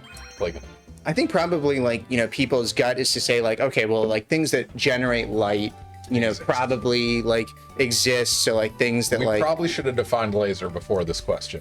That might have changed the outcome. Yeah, in that's retrospect. that's Because probably laser has true. very strict definitions to what it means to be a laser. So let's define laser first. Yeah, so like a laser light source is a light source that where like all of its photons have the same phase, you know. So, and what phase means in this context is that like their electric field will oscillate like in the same way in time. So if you think about like a wave pool, for example, like a laser would happen if like you have a whole bunch of like waves that like meet at the same crests and meet at the same troughs. Yeah, he's in the lead too, so I'm glad that he's out of this thing. So like that's laser light is light that has this like type of phase relationship to it, and it turns out that like you really need. I think it's gonna be fine. Yeah, you really need special conditions in order to do this, and that's why like the laser was only invented / discovered in the 60s by this guy. His last name is Towns. I don't remember his first name. At Bell Labs. And it was a microwave laser, but it turns out that the naturally occurring lasers that exist are all X-ray lasers.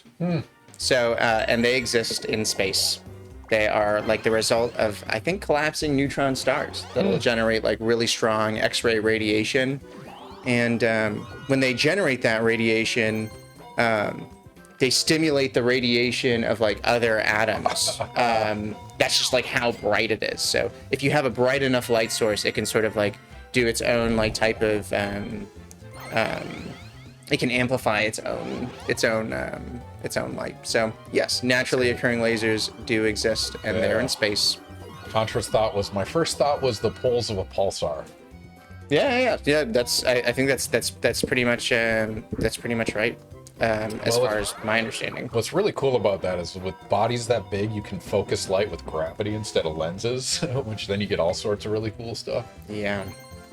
Turns out like optics is like not just the study of the light you can see, it's the study of like fields and stuff. That was only like made quantum like in the 60s and 70s and stuff. But it turns out that like actually Einstein was the first person to like theorize the idea that like a laser could exist. He like theorized this idea of stimulated emission of like a photon interacting with some particle and like causing that particle to emit its energy in the form of an identical photon. So he published that like 1908 or something, right? It was really early. First laser demonstration was what? 50s? Yeah, exactly. Late 50s. The maser. Yeah.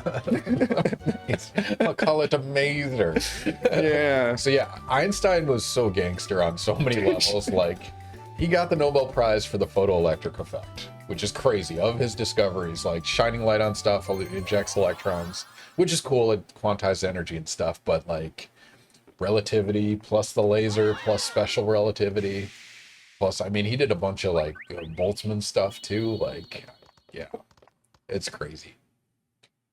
All right, I wonder what this game is. Congratulations to those of you that said naturally occurring lasers exist.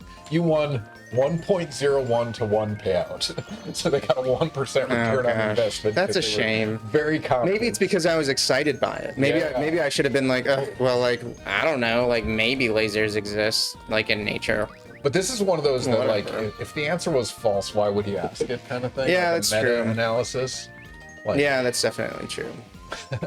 What's so crazy about this is that like lasers are like definitely, at least they started off as very like laboratory, like come on Yoshi, get out of the way, as very much like laboratory things, and then they sort of made it out into it was one window away.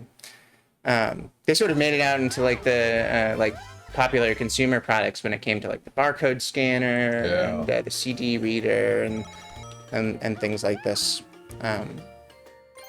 So yeah, lasers are in the world around us and in nature, surprisingly. Oh, Lemon had a follow-up on our previous discussion. Sorry I missed this, Lemon. Is there a way to count for the artifact? We're talking about the high-intensity lasers, like starting a reaction with low-intensity lasers, probe with the normal laser, then do a high-intensity laser and notice the difference. Wouldn't the signal be more prominent then? That's exactly how you do it. Sometimes we have to do control experiments in the SI that say, here it is at low intensity, here it is at a high intensity. They look the same, it is linear. But if you did it at low intensity anyway, then you can just use your low intensity. So if you've got to use the low intensity result anyway, then you really didn't need the high intensity one. Exactly. If you can measure it low, it's less likely to destroy your sample. But Lemon, you're exactly right. That is like a standard measurement that you have to do, or sometimes we'll request to make sure it's not an artifact. Yep. Q0OFHQ7L wants to know, how does a leaf work? It works very hard. It works very hard to make so we can breathe. Yeah. Yeah. All right. You know, like probably the part that I'll weigh in on, because like biological systems are complicated, and they're even complicated when you don't have to take into account photosynthesis. So I'll comment on the photosynthesis part, which is that like Oh, sorry. Before you go on to that, Oh, sure. Lemon followed up. But wouldn't the high intensity allow for better signal to noise ratio? You are absolutely right. It's a balancing game. You want to get the best signal you can, making sure that signal's real. And this is why spectroscopy is hard. I don't know if you have this issue in your group, but I have a synthetic contingent and I have a measurement contingent, right? And like synthesis is hard because reactions fail. But also the assumption that you do a measurement and you get good data is just not true. That's definitely true. Like I think there's so much that you have to do. There's so much that you have to do in order to like make sure that you're doing science. You know, I'm not sure. There's probably some experiments where you can kind of do once and be like, you know, like that's it. I know the science now. But like, you know, so often in our lab, like you really have to repeat measurements, or you have to do them in slightly different conditions, or you have to do them with slightly different suppliers of your chemicals, in order to like see whether what you're measuring is what you think you're measuring. Yeah, because like convince yourself it's real. Yeah, that's for sure. That's for sure. I mean, what the shitty part of all this is there's a lot of people that don't do that, and then garbage gets published in literature and has to be corrected later. So, yeah. Yeah, that's for sure. Pros and cons. Yeah. But yeah, there's a lot of there's a lot of details one needs to take into account in order to like get trustable science. But you know, like you can always, the crazy thing is that you'll always have data. You know, like the data actually is sometimes not the rate limiting step for spectroscopy. It's just like data that's understandable, data that makes sense in the context of the literature, and things like this is like if you're being, you know, like fairly cautious and like, you know, want to make sure you're doing good science in the context of other good science, then something you need to take into account. No, that's a good point, and underappreciated. Like, we could train anyone to do a femtosecond measurement. Yeah, like, that's literally for sure. a middle schooler could do it. But interpreting it, analyzing it, figuring out what it means, that is the hard part. That's for sure. Yeah. Lemon wants to know, is there an ICSD type thing for TA? No, there isn't. What's ICSD? Yeah, so this is the crystallography database. Oh, okay. I think it's a crystallography database, but no, I don't think it exists for. That would probably be very useful. Yeah, you know, like I don't know. Any fool can cast them bones, but only a real witch can read them. And that kind of goes on along the lines of like whether an ICSD thing should exist for TA, because like there's a wide variety of wrong ways to do, like, you know, if you gave me one molecule. Okay, so here's the fun thing, which like that might be able to hammer this home. If you gave me a molecule and you said like generate transient absorption or femtosecond transient absorption spectroscopy on this molecule in such a way that it gives you different results, like using modifications of your experimental parameter space. Ooh, that's fun. I could probably give you, actually I can give you probably an infinite number of different things that look like real transient absorption data, but are actually incorrect. Oh man. A million. You know, and with the same sample. With the same sample. Yeah. I can do it however way you want. You could do polarizers. Yeah, you exactly. Change your excitation wavelength, the pulse energy, pulse width. Like, you know, and actually shape. Like this is probably one of the. Oh, I think I got a star. I didn't even realize. I've just been pressing A. Oof! I no longer trust you.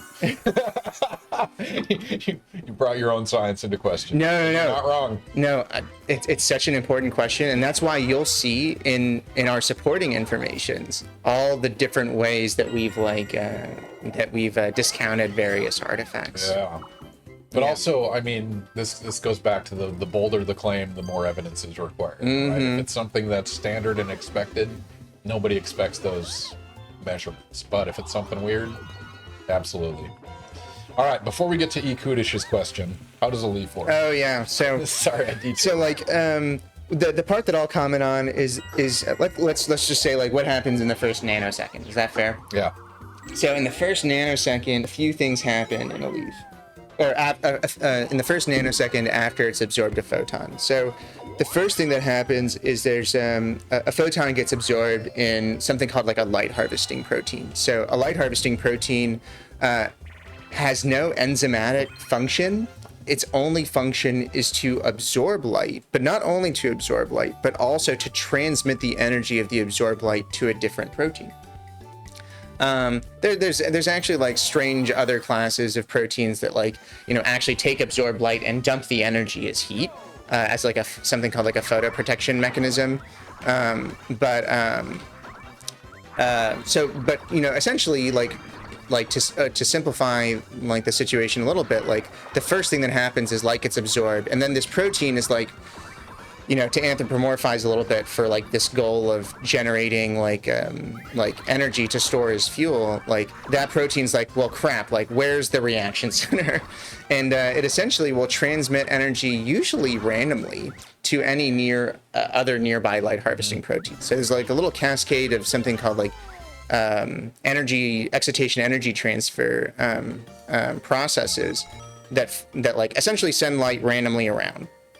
However, like in some plants, like well, in some plants it's random. In some plants, like there's an organization of like photosynthetic proteins.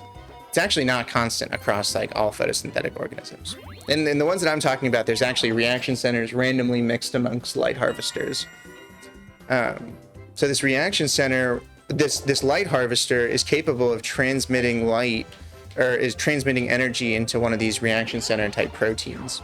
So it'll do that, and this reaction center type protein is specially designed to be able to turn like photonic energy into like separated charges. And then those separated charges will like move into other types of, or will like essentially hop between different redox active cofactors until they become like other energy carrying molecules, I guess. That's probably my explain like I'm.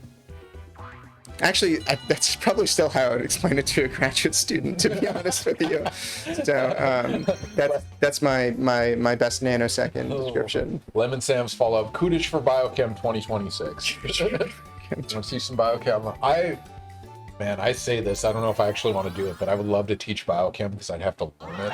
Yeah. To relearn bio, like really appreciate it from a teaching perspective. I'm totally with you. I think, I was definitely like a chemistry or physics. Wow, I lost pretty quickly there. I was definitely a chemistry or physics till I die kind of person when I was an undergrad, and I was like, oh, biology is just applied chemistry, and chemistry is just applied physics, but it's okay, it's cool because like chemistry is still cool. I mean, this is all like random justification for myself for whatever I was interested in. Yeah. And then, but there's a specific concept in science called like an emergent property. Mm-hmm. So it's like a property of your system which you wouldn't necessarily expect if you just considered all the rules that like initially governed your system. And maybe it's an oversimplification to say that biology is an emergent property of chemistry, but it's hard to study biology as just like a set of chemical reactions. Like there's actually like intrinsic rules to like biochemistry and enzymology that are like completely distinct from what we can at least like imagine how like chemical systems work. I don't know. Is that fair? Do you agree? Disagree? I totally agree. So I'm excited. I edited a draft of a paper today. It's from Ryan Sturms at Drake University. He came and used our nanosecond TA and we helped him out with it. But he's studying like the evolutionary division of hemoglobins. And so there's hemoglobin in plants. I don't know if you guys knew this, but hemoglobin is our oxygen transporting molecule in our bloodstream. But it turns out hemoglobins have been across the entire animal kingdom basically and the plant phyla. And even in some bacteria. But it's not necessarily to transport oxygen. Sometimes it's for like antioxidants or transporting electrons or whatever it is. And so yeah, he was doing TA measurements to figure out where these fit in the evolutionary tree. Do they transport oxygen? And so I'm going to be on a biochem paper, which is exciting. That'll be my first. Nice. So cheers to all the biologists. Cheers to all the biologists out there. All right. Following up with a really important question, E. Kudisch wants to know, how many femtoseconds in an NBA basketball game? Please round to the nearest 1/1,000,000th of a second. Or millionth a second. That's a great question. Well, I mean, it's not, but like, it is a fun one. It is a fun one. It's a dimensional analysis one. We watch our... You see, Ken, unfortunately, I don't know E. Kudisch, but my guess is that he's some kind of like lawyer or something not science related. So he probably doesn't know actually that you can scale seconds by different orders of magnitude. And all you need to do is like this algebraic thing called division in order to get the number of femtoseconds. So it's okay. I think we can do this together, whoever you are. My guess is that it's like 10 to the 19 femtoseconds in an NBA game. Let's see if Google AI gives us this answer. It does not. All right. I'm going to get ChatGPT going. I think ChatGPT is going to answer this. Well, I think an NBA game is like 2 hours, so it's 120 minutes, and then like 120 times 60 is like 72. So NBA, it's 48 minutes, 12-minute quarters. Actual gameplay time. Oh, okay, actual gameplay time. I mean, that's... I was counting the commercials. We need to know how we define how long a game is. Want to log in? I might as well log in. I pay for ChatGPT. Oh, really? I don't know if I should, but It's getting better and better, especially for science stuff. I mean, like, I think like if you're a critical scientist, like it's just as good of a tool as anything else, right? I'm critical of all information Honestly, that like someone tries to tell me. So like Google including, search has gotten so terrible. ChatGPT is better. In Totally some right. respects. But I feel like ChatGPT like kind of like embarrasses me in some sense, because like I'll ask it something and then I'll say like searching the web, and I was like, well, if you're doing it, then I guess I could have just done it. It's like telling someone to Google something instead of Googling it yourself.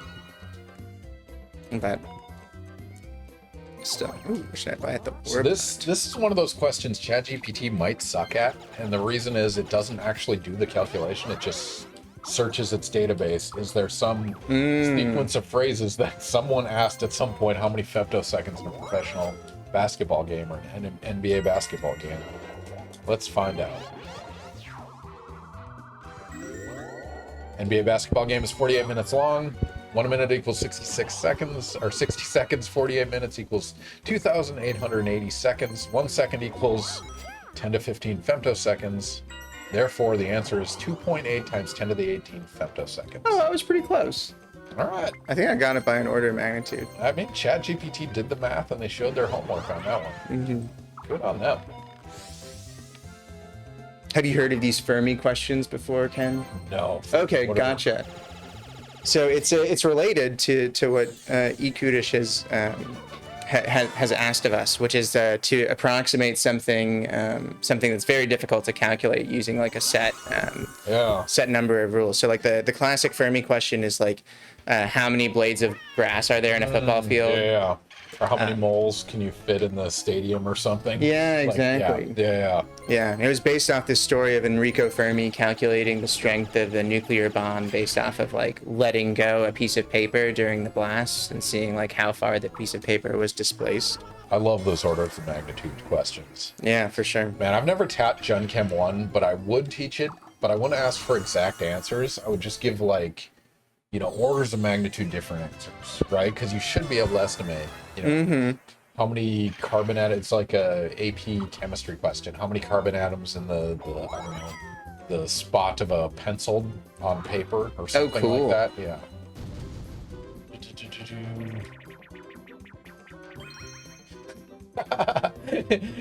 Q0OAVHQ7L wants to know, why isn't there a spectroscopy lab-based sitcom like The Office? And what might happen in that show? Why isn't there that, Brian? Interestingly enough, there's a few episodes of The Big Bang Theory where like it displays who's the condensed matter physicist in that show, the experimental condensed matter guy. Anyway, the experimental condensed matter guy like has a laser, and like they're actually like from real laser companies, like for example Spectrophysics. Oh wow! What have like you? Real lasers on the table? I'm not sure if they're real lasers on. You know what? They are real lasers on the table. I'm not sure if they're actually lasing. Yeah, that's the thing about lasers. Yeah, you can't see them unless you stare directly at it. Yeah, that's true. That's true. If it's a good laser, at least. That'd be great. That'd be a great sitcom. I think it'd be a particularly good sitcom in the context of like where different roles exist. Yeah. I'm definitely the middle manager of the bunch. I just kind of like walk in and mess stuff up, I feel like. Yeah. Assistant to the spectroscopist. That's postdoc. Assistant to the PI. Do an entire series about riboflavins? Sure. Yeah, that's real. We're gonna sell some lasers finally? Yeah, no. Lasers cost bukus. Yeah.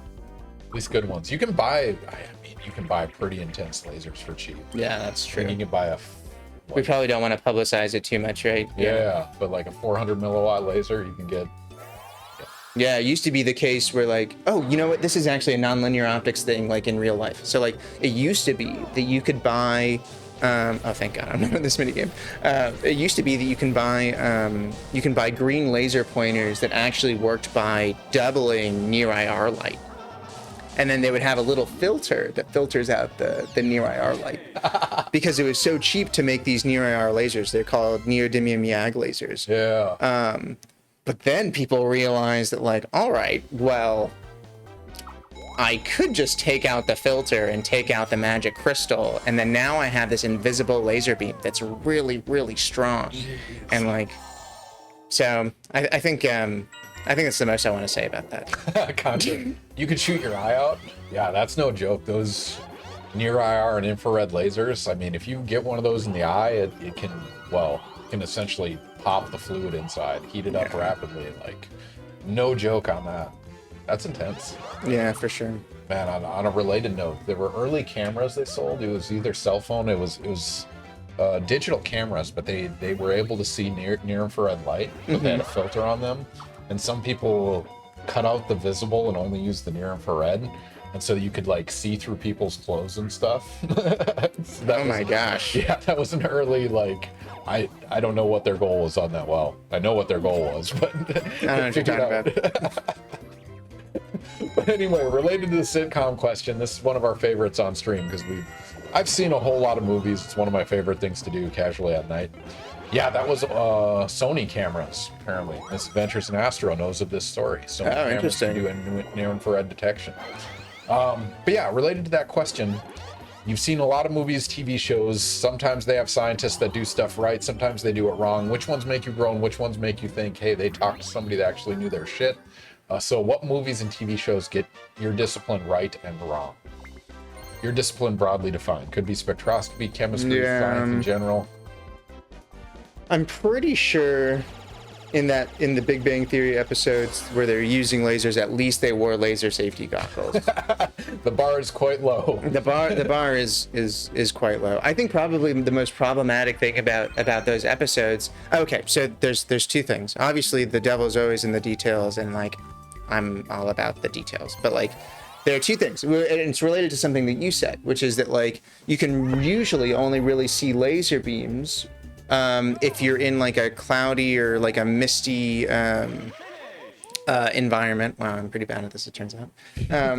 If you're in like a cloudy or misty environment where like the laser beam is scattering off of these like little mist particles, like little aerosol particles in the air, and typically you don't want your laser lab to be actively cloudy.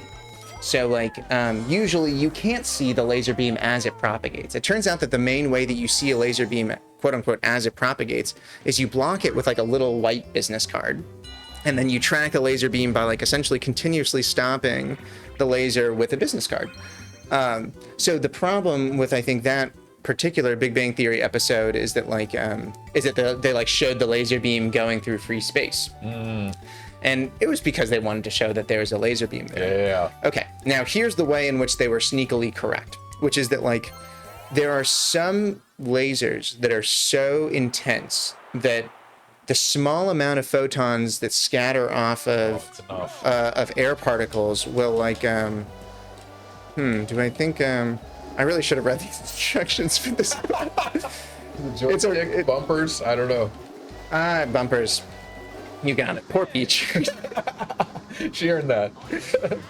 Yeah, the tiny number of like aerosol particles in the air will scatter the light, scatter light enough for you to be able to see it. So we have a few lasers like this in our lab. They're usually green because green is also like the part of the visible spectrum that your eye is the most sensitive to. And in that case, you can see the beams propagate in free space. When you can see the beam propagate in free space, you are in danger. That's what I'll say. Usually, like these are beams that are so strong that if you can't, quote unquote, like catching a stray is something that we also talk about in laser spectroscopy. If you catch a stray, like it will cause damage to your eye. Yeah. So that got it right and wrong. Yeah. It could have been. They were claiming to be using a really high power laser, so like it could have been right, but like almost certainly not typical to be able to see like laser beams like that. But you know, like you said, like there's not that many like public or like movies or TV shows about spectroscopy. I would say, or at least not about like optical spectroscopy. There's a really famous movie Have you heard of this movie, Real Genius? Of course. It's a movie in the 80s. That is my answer. So, yeah, supposedly like Real Genius, like really. They're trying to make a 10 megawatt laser. Yeah. And they do the same thing. You can see the beam of the laser, but they also pop popcorn with it. So how mad can you be? How mad can you be? Have you seen it? I have seen it once. Okay. It's like and blazing a stick of dynamite. This couple do a state, couple do a ground state. Like they have a Jablonski diagram. Oh, wow. Yeah. No, it's worth a Interesting. rewatch. That's one of my favorites, is getting it right. Yeah. I mean, And it kind of gets the grad school experience right. interesting. When was the last time you saw that, you think? No, it was when I was in grad school, and honestly, it was well, interestingly enough, we watched it in like the auditorium of like our chemistry department late at night. Nice. So it was on a huge screen. Yeah. And it was kind of strange to watch. Yeah. I remember general things about it. I remember there was like was it a coherent laser? Yep. Okay. Got it. Yeah. That's the main thing I remember. We talk about cleaning your optics. Oh, really? Once it scatters light. Yeah. No, they fry one of their lasers because they greased one of the optics. Oh, gotcha. No, That's a real thing. Yeah. No, I'd recommend rewatching it because that one's one of my favorites. Real Genius. 10 megawatt laser. 10 megawatts is pretty insane. Yeah. That's Well, pretty they were insane. trying to fry things from space. So So. I think you just start ionizing the air. Sorry. Yeah, exactly. Just burning. It smelled like ozone. All right, what do you want to do? Let's do another prediction. Which one of these? After your round. You don't have to do it now. Let's do the magnet one. Oh, that's fun. You had to reproduce the pattern. Huh. All right, ladies and gentlemen, we're going to transition from optics to magnetics. So we're going to pop up a question for you right now. Again, if you're not following us, click the follow button. You'll get some standard internet units that you can answer a science question that we're about to give you. You can't use Google or ChatGPT or whatever to answer this. Instead, you're going to answer the question based on what you've learned from the stream thus far, Mario Party 6 or Pokémon Snap, whatever helps you answer this question from the stream. The question is a junkyard magnet. So we're talking about the magnets that like pick up cars and move them into the crushing machines. A junkyard magnet can reorient blood cells. True or false? There's no context on this. This is just take it or leave it. Junkyard magnets, ones that pick up cars, can they reorient blood cells? No, blood cells have hemoglobin, they have iron in them. Might have revealed too much. No, that doesn't actually. Yeah, exactly. Junkyard magnet can reorient blood cells. True or false? You know, I don't think I've ever physically seen a junkyard magnet. Oh, I've certainly, like in person? Yeah. Seen them in movies enough. Mm-hmm. That's for sure.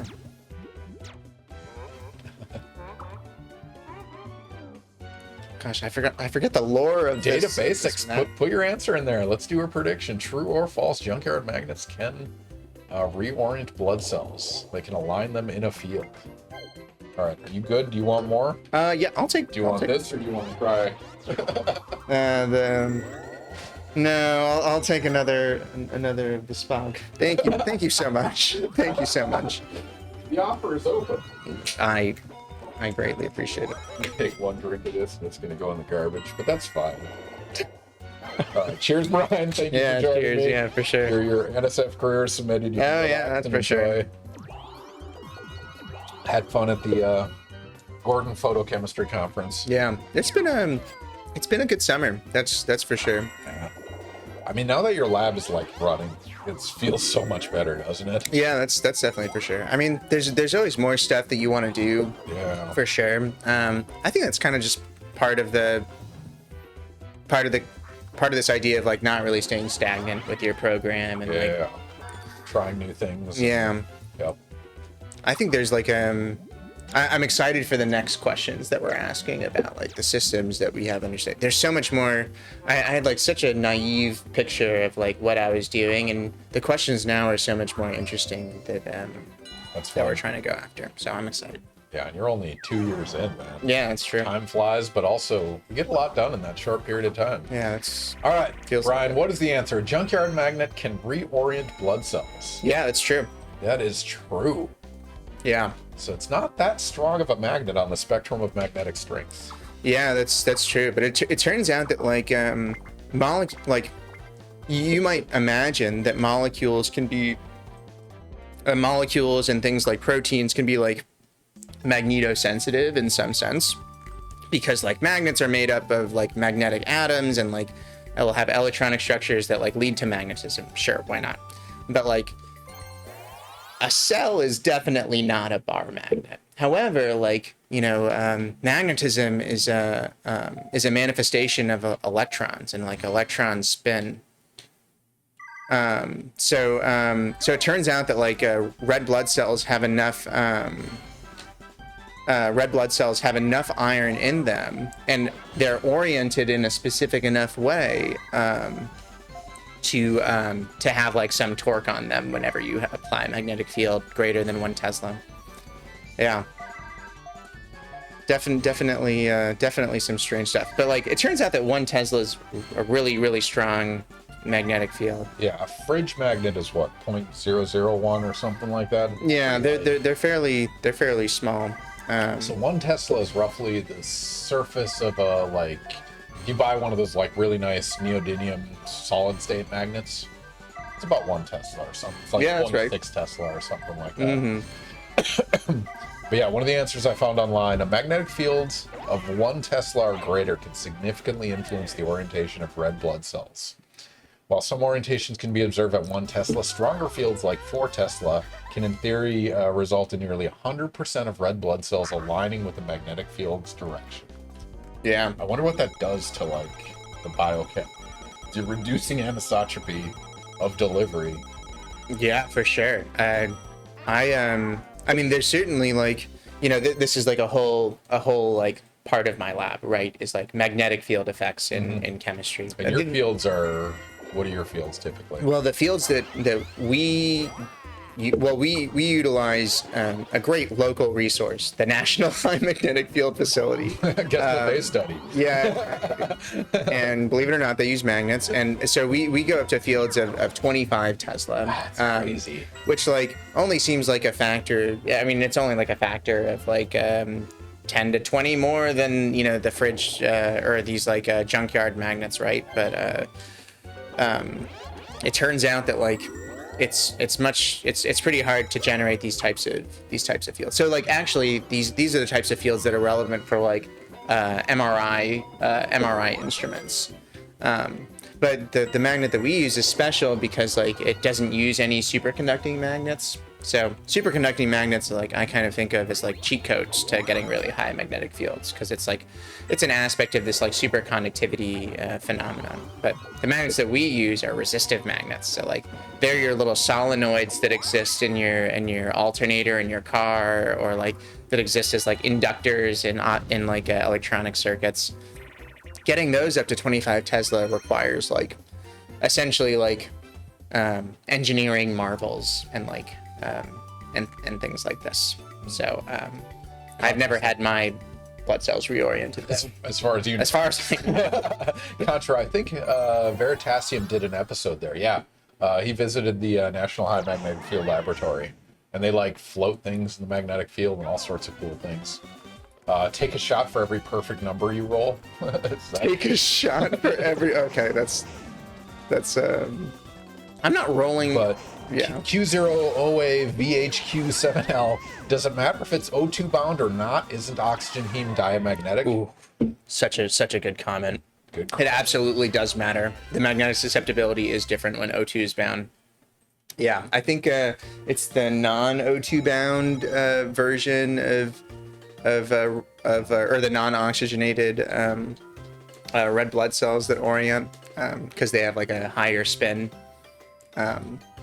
But I'm happy to be corrected. I mean, so the influence of the field matters, but also if the field's high enough, Yeah, that's true. it does not matter. And so one example, I'm going to show you guys a link right here. It's a video of floating frogs in a magnetic field. You ever seen this? This one is not the MagLab video.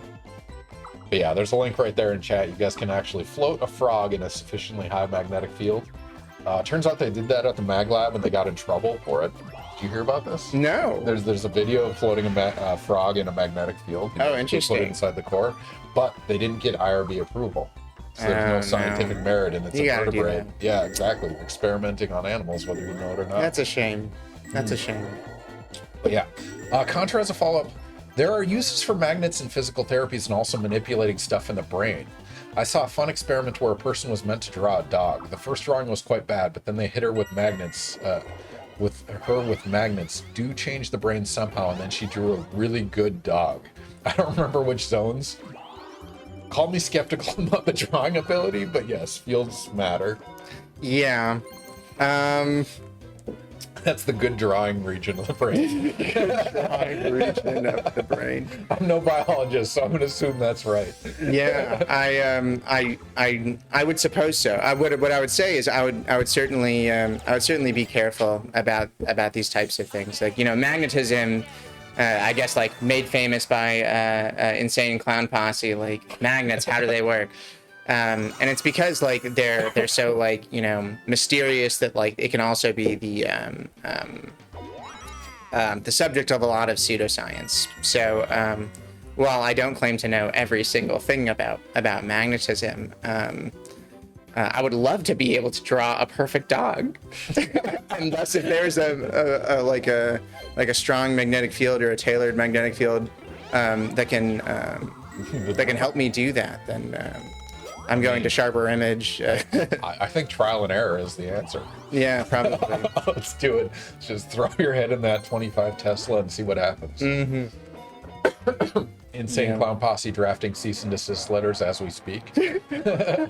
Misadventures in Astro. EM is magic. Electromagnetics is magic. It might as well be. Yeah. Oh man. Yeah, it's I think there's a lot that the scientific community really has to, okay, so there's this concept of the ivory tower where, like, you know, as scientists, like we think that like where we think and we claim to like be on the cutting edge of like different types of scientific advances, and it's because we want to generate new technologies and new knowledge and things like this. But in this context, like there's certainly responsibility that scientists have to being able to, like, you know, make it so that, you know, that magnets aren't magic. You know, like when do you think like the like all the rules of electricity and magnetism were like initially like discovered? Like it was in the 1800s. Mm-hmm. You know, so like it's witches. Exactly. Mm-hmm. So at some point, like if you look at like what people believe in, like the level of our education, like when we go into adulthood, like it's easy to say that like I don't know everything that was learned in the 1800s, and despite the fact that someone knew it in the 1800s. And then that like goes along the lines of magnetism and other types of like random you name it, pseudoscience and stuff. But, you know, as scientists, like, you know, some consider it to be our charge to make sure that the general public can disentangle what's real and what's not. Misadventure. Speaking of EM and being magic and astrophysics, so I was on a thesis committee for one of my colleagues in physics. Brian, you'll get this privilege after assistant professorship. You get to be an external member to other fields, which is actually a lot of fun. Like, you learn a lot more in those.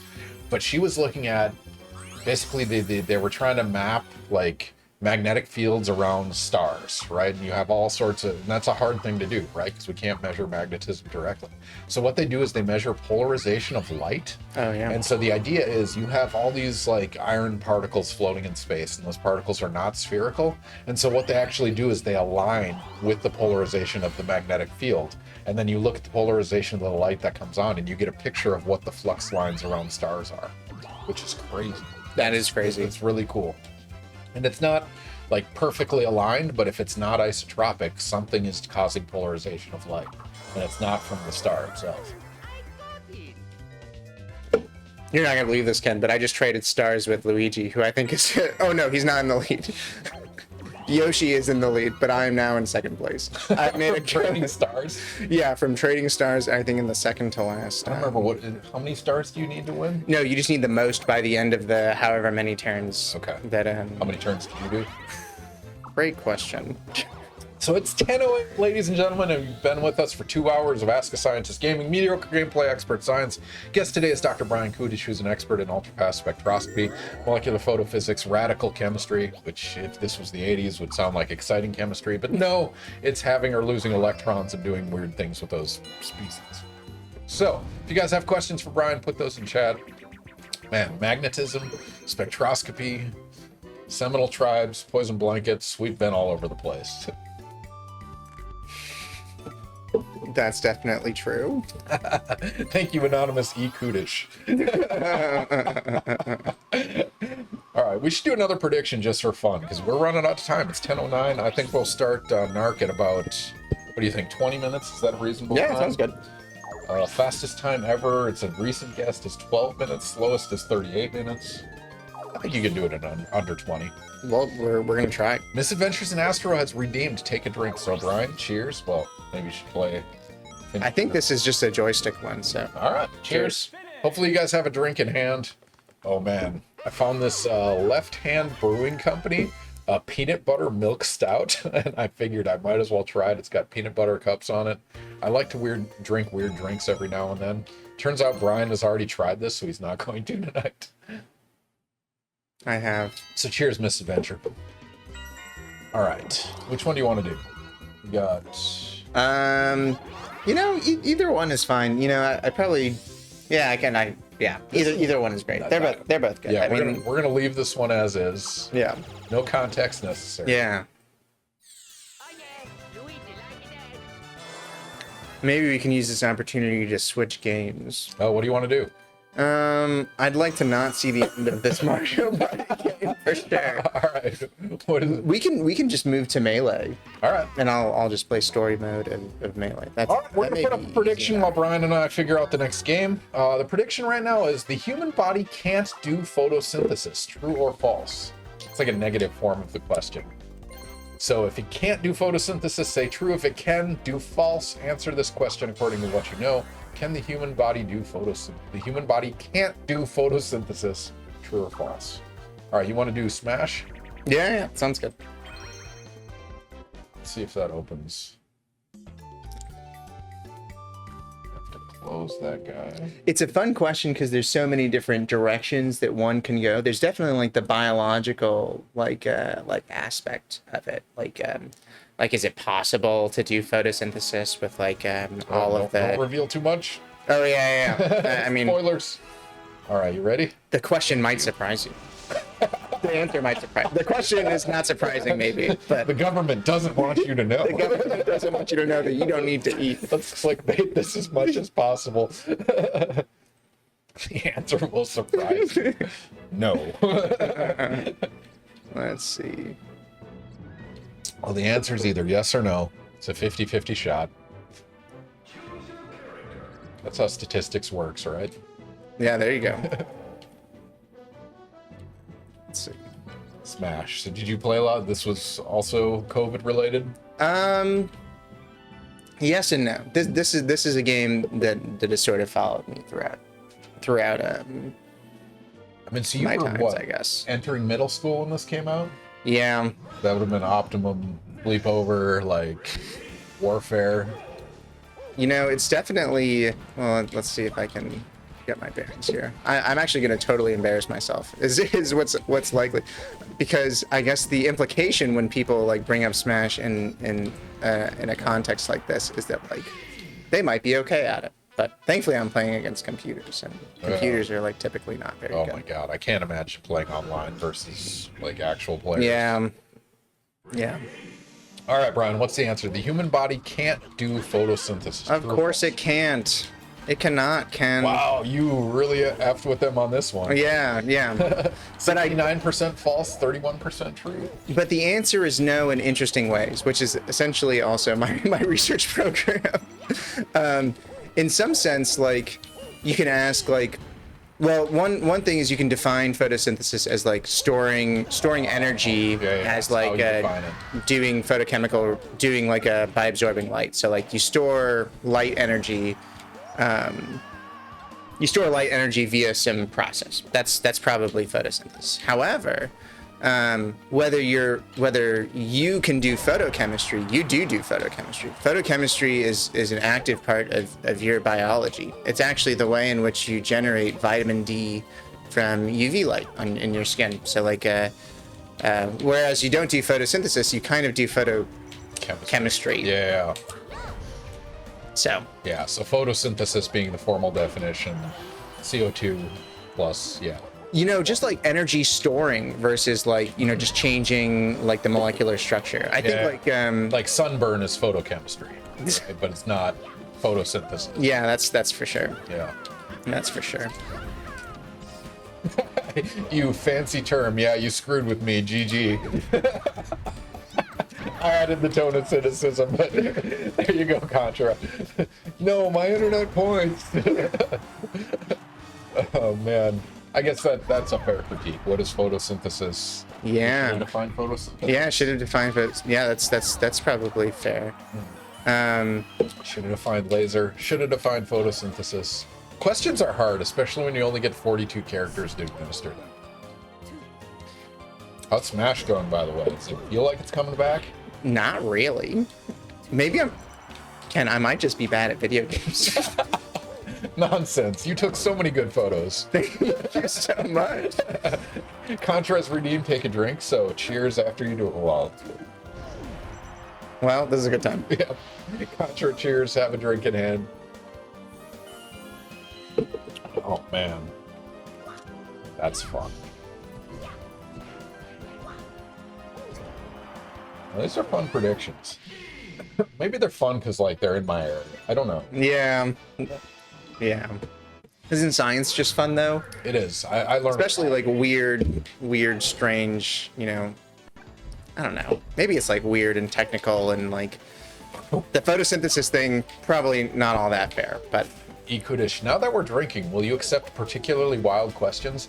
I mean, here's the thing, Kudisch, about Twitch, is all the questions are acceptably wild enough, and we enjoy them. Like, we've been asked so many different things, like, shoot for the stars. Yeah. We'll do our best to answer. Is that what we're doing? We're shooting for the stars? Might as well. Can we do CRISPR-Cas9 photosynthesis? Ooh, as in splice it into our genes. Yeah, you'd have to actually you'd have to insert a lot of genes. This is actually what I was thinking about while we were waiting a little bit. Is that like you would need it's not just chlorophyll. You can't just add the absorber. Yeah, for sure. You'd have to add like all the like protein like making machinery. Making chlorophyll is actually like such an expensive like metabolic process. So, in fact, like making this is a fun fact. So making chlorophyll is actually a photochemical process. So like chlorophyll is made in like light harvesting organisms via a photoenzymatic process. So like it takes light to make energy via photosynthesis, it turns out, even though you're not like explicitly like doing some photosynthetic process.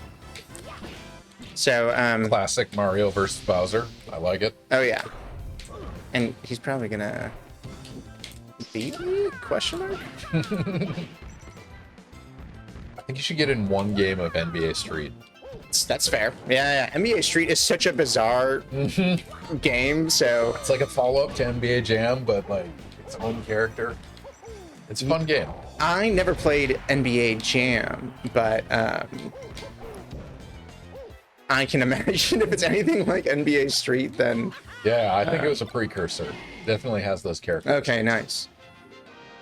I was definitely looking through the like possible like GameCube games, and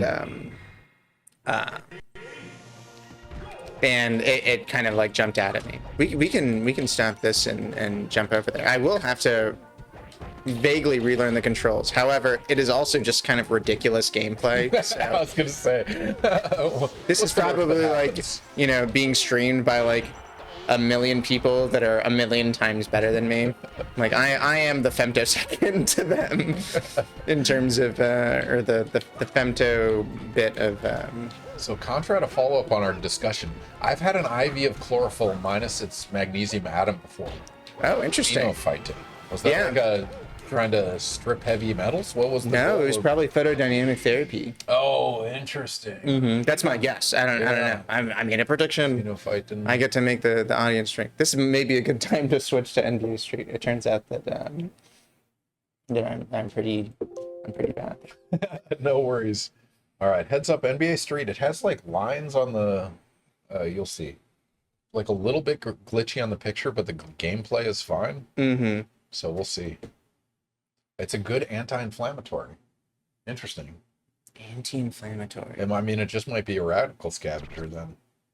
Yeah, it might be. You would think that they would be less expensive. All right, let's figure out how to get GameCube Dolphin. It hates when I change games.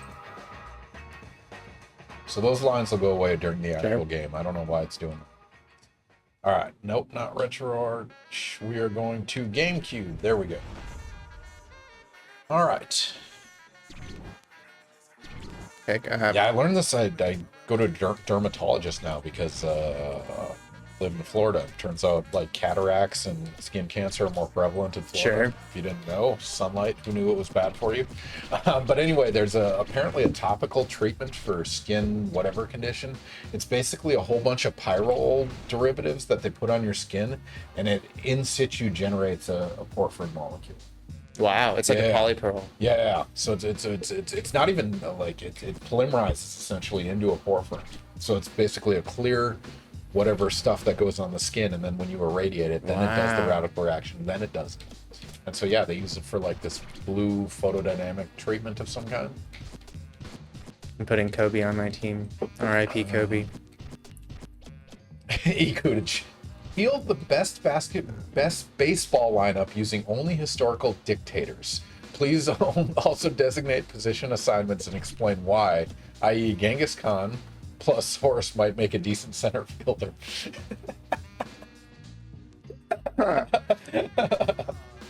That's a very it's a very particular question. Way to go, Kudisch. You won the most out of left field question. I'm going to reshape this question to one we like to ask our guests. If you're hosting Ask a Scientist Gaming and you could have any guest, living or dead, to interview, to converse with, who would it be? Oh, whoa. Contra, Napoleon, shortstop. Napoleon, shortstop. But Napoleon was 5'7", average male height at the time. Anyway. Yeah.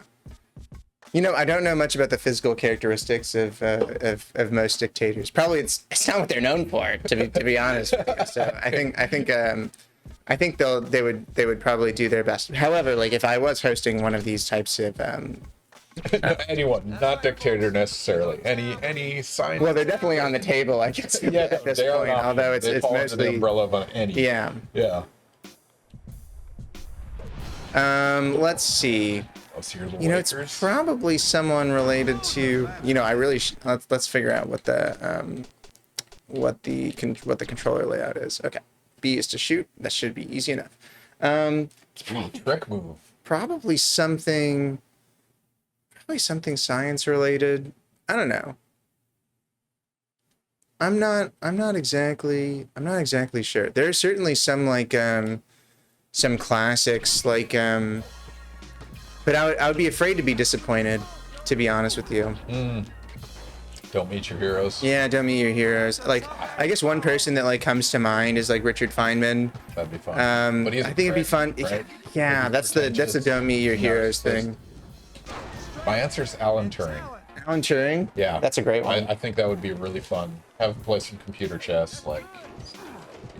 Have him play some computer chess. Yeah. He wrote one of the first video games. Oh, cool. Yeah, he wrote a computer program on paper and executed it in his brain, but he didn't have a computer to run. Oh, interesting. Yeah. Huh. Yeah, I mean, yeah, I think these are good answers. QOAB, I bet Michael Kasha would school you in Smash. I wish. That's the dream. Shout out to Michael Kasha. Yeah, geez. Yeah, I mean, that'd be pretty cool. I mean, like, there are some people that are like close enough in field, or like, you know, Mike Kasha is someone that we've like had colleagues that were their colleagues and stuff like that. So in this sense, this is like a very like don't meet your heroes kind of thing. Yeah. Not saying anything bad about Mike Kasha, but like But sitting down with like Newt, he was into some weird shit, and you would learn it through questions on Twitch. And someone would come up with the perfect lineup of dictators off the top of their head because they had thought about it before. I keep it in mind. I try to the different dictators in there. Lemon said Mussolini as catcher for sure. Sure. Just don't know the metrics for this. Oh, Kobe, you've done it again. Which team are you? Or you're the game break? What? I am, I think, the team with 6. They're both called Game Breaker. Oh no, the Game Breaker is something that you can do at the very end of the. It's like a special move. Oh, that was a great pass to yourself. I can't wait for someone to do an off the heezy. Have you heard of an off the heezy before? No, I don't know what that is. Off the heezy is where you pass it to yourself off of your defender's forehead. That's an off the heezy. Man. So this was like peak N1 basketball, right? The stylish. Mm-hmm. Yeah, exactly. No one plays defense, but it looks cool. Yeah, for sure, exactly. Yeah, that one. Yeah, that one. They got extra points because it was Dunkalicious, for example.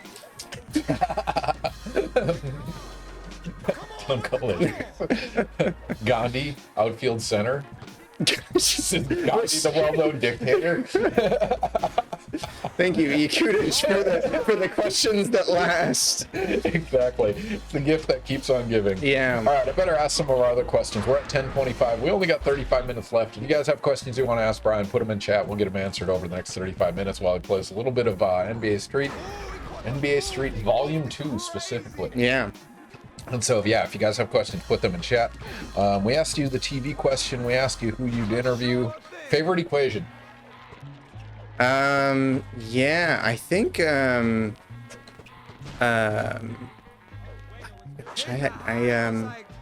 did think about this before. It's hard to pick just one. It is hard to pick just one. You know, like You there's don't want to upset the other. There's a good one. Okay, so there's one that will reveal some information about me from the past. So like you know how like you can have cover photos in your like Facebook stuff. One of them was from this textbook that I read in E&M, and it was about like it essentially like ended up with this like description of Maxwell's equations. And it turns out that you can use something called, I think, the Lorentz gauge to like change Maxwell's equations into a slightly different form. And you can make it so that this like system of 4 equations is actually just one. And it like uses some operator called like a D'Alembertian. And like it's I guess described as the most compact way that you can write Maxwell's equations is using the D'Alembertian. So I guess probably something like that is maybe one. So in that case, it's not the utility; it's the elegance of the. Yeah, it's very elegant. You know, like yeah. I mean, in terms of utility, I guess yeah, Schrodinger's equation's pretty nice, but the time-dependent one. Come on, let's be civil here. Heathens. Yeah, exactly. There's some other. You know what? Okay, I guess like in terms of the utility, I guess like Fermi's golden rule is a really great equation. It's a really important one. It was actually like formulated by Dirac and not Fermi. But it's essentially like an equation that describes the probability or the rate by which like a particular process happens. Like, you know, either like a photochemical process or what have you. And it utilizes like a few different parameters, and I think it's pretty cool to have like a golden rule, like not just like an equation, but like literally described as like so important that it's like that it's golden. I don't know. Maybe that's my second answer. Misadventures in Astro. Castro is the obvious baseball pick, no?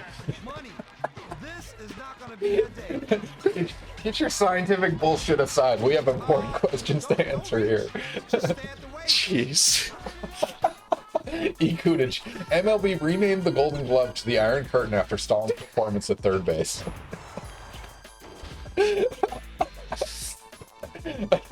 Wow. Oh, man. Game breaker number one. What we should have done is fielding a baseball team with scientists. Oh, that's definitely... That's when we would be more likely to answer confidently. But That's probably true. Honestly, I don't know that many many dictators. Yeah, or the characteristics that would make them good at certain positions, like, just don't know. Mm-hmm. All right, but Fishpen has an important question. Who tortures their students more, Ken or Bryan? And I think that's an unfair question, because the question should be, who tortured their students more, second year Ken or second year Bryan? It's very different when you're an assistant professor versus, like, established tenured professor. That's definitely true. I'll say that I'll say nothing. I think the right answer is to say nothing. There's nothing to be gained by giving you an answer. Oh man, but it's a different life being an assistant professor, because one, your boots on the ground, you're actually in the lab interacting with students, and whether that's torture, it's the best training the students will ever receive. Because my students don't get trained as well as my first generation, because I'm not in there. So that's one aspect. But also having a professor in lab with you is not the best experience for a grad student, but I don't know. Yeah, it's not perfect. I think like what you do is, as a professor, and especially as an assistant professor, like you're asked to wear a lot of hats. However, like, certainly something that's like always been pretty important to me is like the human aspect of science. Like, it's very easy to recognize that like you yourself are a human being, like when you're in this position of like being a PI and stuff like that. So, being able to recognize that in your students and being able to like, manage expectations, and especially when the expectations are a lot, because Yeah. It's hard to do science well, and it's hard to do science to such a degree that we can all succeed. Yeah, and do science on the timeline. Because tenure is a clock. It's hard. That's for sure. All right, it's 10:30. You've got 10 minutes. What do you want to do with that 10 minutes? Well, let's see. Pokemon Coliseum. Going back? Yeah, not Snap, Coliseum. but Okay. the Coliseum. That's an E. Kudisch favorite, actually. Right. Whoever he is. The world will never know. Yeah. Oh, give me that dolphin. There we go. All right, we're gonna go to some Pokemon Coliseum. Ooh, E. Kudisch getting there with the actual hyphen on the E. Ooh, wow. That's classy as fuck. Sorry, I'd never try to add punctuation anywhere, but way to go. Whoa, almost blew your cover, B. Kudisch. E. Kudisch said, Marie Curie plays catcher, right? Radiant presence behind the plate. Too soon, man. Is Marie Curie a dictator? No. This was for the baseball. The science baseball. Yeah, that's true. Dang. Wow. Pokemon Coliseum. I gotta register Pokemon. Oh no, I didn't even test this. No, it's all good. It's all good. All good. Really connect a Game Boy. Where's your Game Boy cat? No, I'm joking. This almost certainly does not need to happen in this way, and it's mostly you can do the quick battle using preset Pokemon. Torture students more. That's something I reflect on, though. I think. Yeah, for sure. I mean, like, one thing I weigh is like what percentage of the students after they've graduated still talk to me, and that seems like a stupid metric. That at least means I was somewhat meaningful in their career, and they want to update me on things that progress, like having a kid or changing jobs or whatever. And the answer is most of them. So I'm going to take that as a win. How has each game been the same low-res quality? We play retro games. We did not bust out new ones. Do you play any games new? Not ones? really. I think the most recent game. No, not really. I don't have any consoles or anything like that. Switch 2. Yeah, maybe someday. Might as well. New Pokémon Snap. Yeah, new Pokemon. Now you're talking. Now you are talking. No, you know, like video games for me are like a fairly nostalgic thing if I'm being like actively involved in them. Yeah. But you know, it doesn't mean that I don't appreciate I mean, there's so much that goes into these new games. Like that's why I don't mind like watching someone else like stream their own With that their said, own gameplay. have you heard of It Takes Two? I have heard of It Takes Two. That would be an awesome one. You and Aubrey should play that. Oh, me and Aubrey should play that. Yeah, Debbie and I played it together. Debbie's that's not a gamer fun. by any means, but like, it's so beautiful. The mechanics are fun. It's new every level. Oh, And apparently, interesting. there's a follow-up called Split Fiction that I got to get a Switch to play. But Oh, dang. yeah, Debbie's excited to play that one. But yeah, it's like that and Portal 2 as a 2-player game is just it's so good. Nice. Or it's going to cause a divorce. Either one, It's gonna cause a divorce. could go either way. And that's really what we want to risk it on. Is something important like a 2-player video game, right? Yeah. Yeah, Lemon, if you haven't seen, Split Fiction is basically a science fiction writer and a fantasy writer get stuck in a world together and they have to play through their own stories. And so you switch between fantasy and sci-fi games, but you have like, if you've heard of this, each player has their own mechanic. Like one has to shoot the ammo, the other one shoots the ignition. Like you have to work together to beat stuff. So Interesting. yeah, it's really cool. Misadventures. Can I believe the term you're looking for to describe former students staying in touch is Stockholm Syndrome? You misadventures. Ruthless. But I appreciate it. Thank you. Oh no. Imprisoned for 5 years.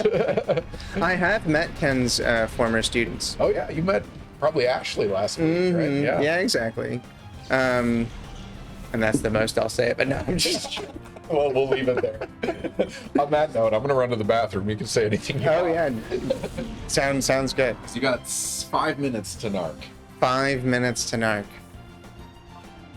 Well, we're gonna see what NARC is, you all. This is about the oldest level of. Apparently, I'm a pig in the air, so I hope that. Oh wow, pigs are actually flying. Wow, this is grade A content. So you're welcome, everyone. I actually can't see the chat. Split Fiction is awesome. I have 2. They are happy, might add. NARC is the pentacle of gaming. I heard that NARC is a common occurrence, I guess, on this stream. And I did get to like try it a little bit before the stream happened, and I don't know if y'all have been following the gameplay thus far, but I am not good at video games, especially video games that oh, he's coming back. And that's the way that you split a photon in half. You actually kind of can't do it, but you kind of can. So like, it turns out that like there's if you take a photon, this is what we're talking about photons going through beam splitters. It actually makes a quantum mechanical superposition of the photon going in the 2 different directions. And this is used for quantum spectroscopy and quantum interferometry. There's this whole like which way stuff. This is a really big part of quantum information. You know, we actually got pretty far while you were gone. We got all the way to quantum information science. So smooth. Except Misadventure appreciates the detour. Oh, I like it. E. Kudisch. Okay, Doctor, 18-hour 10th Prestige in Modern Warfare 2. That is true. That is true. Yeah, that was your game, Modern Warfare? Well, yeah. We growing up, I played a fair amount of COD 4. And there are different ways in which you can essentially go through the like promotion process like up to 10 times, it turns out. There's a lot of COD 4 was a fun game. I'm not familiar with Call of Duty, so that's single player. Yeah, no, it's multiplayer. So like that was one of the few like initial the ranking games. system. Yeah, exactly. Yeah, okay. I mean, I was never like competitive or anything like that, but it was. Nope. Rob Lazenby plays Call of Duty. Oh yeah, good for him. Yeah, good for. There's British Call of Duty too, I think, or at least like one of the World Wars is relevant to that. I'm pretty sure. Which is the only way he could enjoy it. Well, yeah, like I remember his culture. So what I'm hearing is we need to play Call of Duty on stream, but muted for sure. Oh, muted man, for sure. Very few of my colleagues play enough to be competitive in online gameplay. Like even me, I was hardcore in Halo 1, 2, and 3, but I just couldn't keep up. I didn't have enough time to like get really good at it. Yeah. Chat wants to see your COD piece, your COD piece. League of Legends, but you weren't competitive in League of Legends. That's a hardcore game. That's some next level shit right there. Yeah. I'll plead the fifth on the League of Legends. Everyone went to college, right, Ken? Well, so NARC is coming up soon, but you've gone through your games. Any regrets? Would you have chosen differently based on the experience? You know, I'm pretty bad at video games across the board, it turns out. But I think these were at least like chill enough to where I could be reminded about how poor I am at the various games. But the nostalgia is still strong. Yeah, you know, the nostalgia for Pokémon Snap, I think, was a little bit. You know, this happens pretty often, especially when it comes to like video game resolution. I did like the Pokémon Snap for sure. I wish I was able to do a better job, but it is what it is. No worries. No regrets. You have redemption with NARC though. Oh yeah, we'll see. We'll certainly see.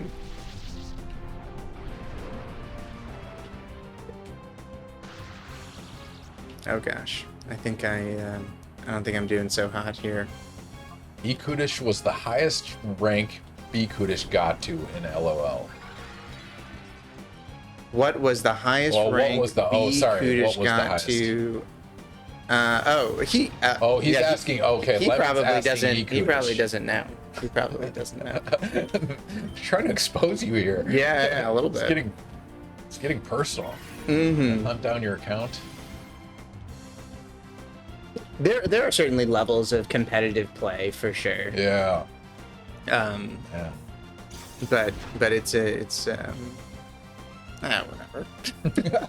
You don't need to justify it. Yeah, exactly. All right, we should do one more prediction while we set up the game. What do you want to do? Top one. Yeah. This one? Mm-hmm. All right, ladies and gentlemen, we're going to do one more prediction before we dive into the world of NARC and win the war on drugs. So, get your points ready.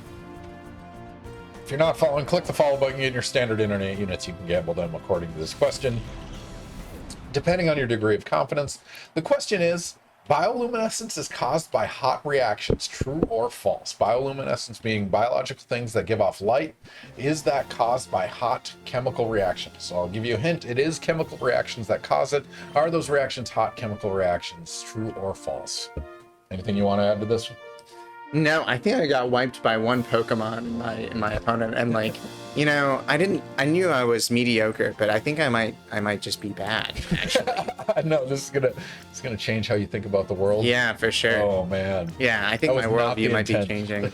No, but no other comment for the bioluminescence stuff. I think the only comment that I'll make is that, like, you know, we think of bioluminescence mostly as like a firefly phenomenon, or like a phenomenon for like aquatic animals, but like it turns out that, like, you know, your cells give off light, and you know, everything is like vaguely bioluminescent in some sense. It's actually just like a feature of chemical reactions, is that like light is involved. So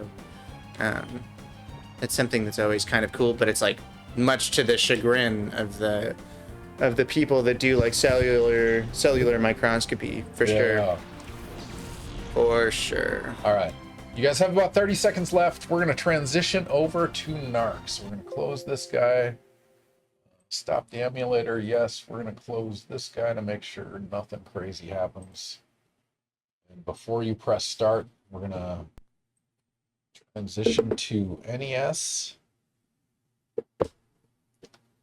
Misadventures. Dr. Kudisch's villain arc unlocked once he realized he sucked at gaming. Tonight is the night you turn back. It's evil scientist. Why not?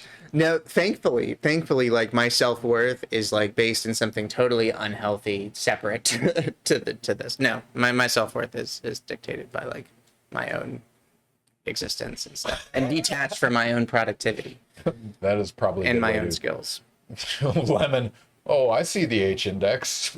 Jesus Christ. Is that an attack? Yeah, I don't know. Maybe do you think he's saying that it's too small? I have no idea. Maybe I am being judged for my stuff. That's okay. Again, I don't You could have said, I'm happy to answer more questions, but I'm going to need to invite to a monetized stream with profit sharing arrangements. Kudisch, I will share with you my $2 a month I make from this stream advertising.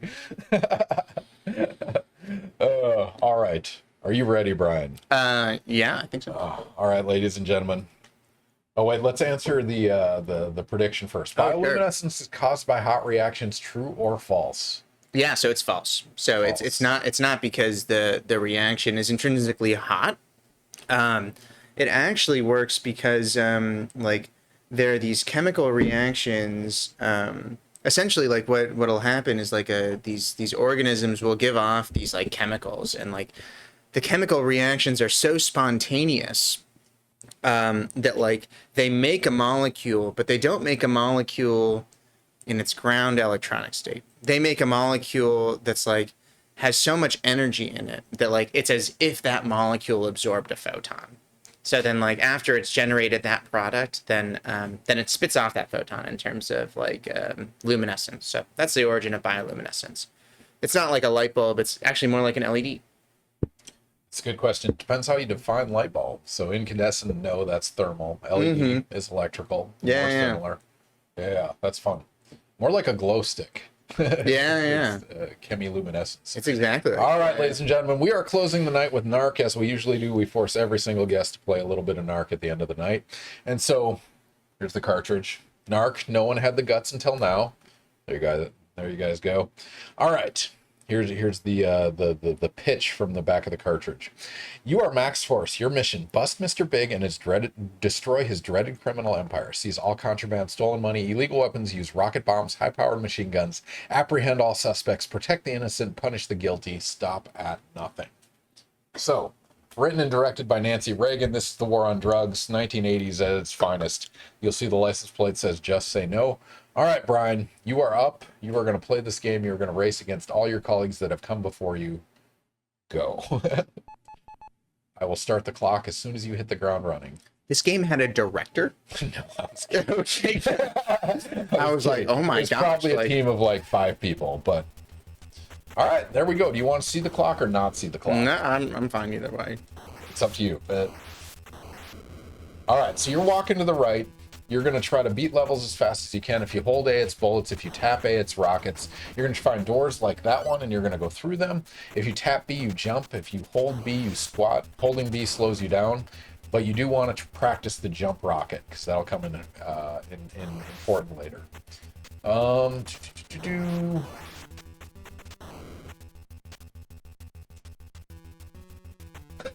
Lemon. No, more so I've heard that apparently H-index is a measure of superiority to some people. It does reflect something. I'm giving a presentation to our department at some point. The biggest predictor of the rank of a chemistry department is actually the median H-index of the department. So touch that thing, then go in the door. And so, yeah, H-index, it does reflect something. It reflects the number of publications and citations, and more of those means you're probably more visible than having less of those. So it does mean something, but it's not an absolute metric. It's plagued with issues like self-citations and citation networks and all sorts of weird things, but it is a pretty easy metric to describe publication and impact on a field. So take that for what it's worth.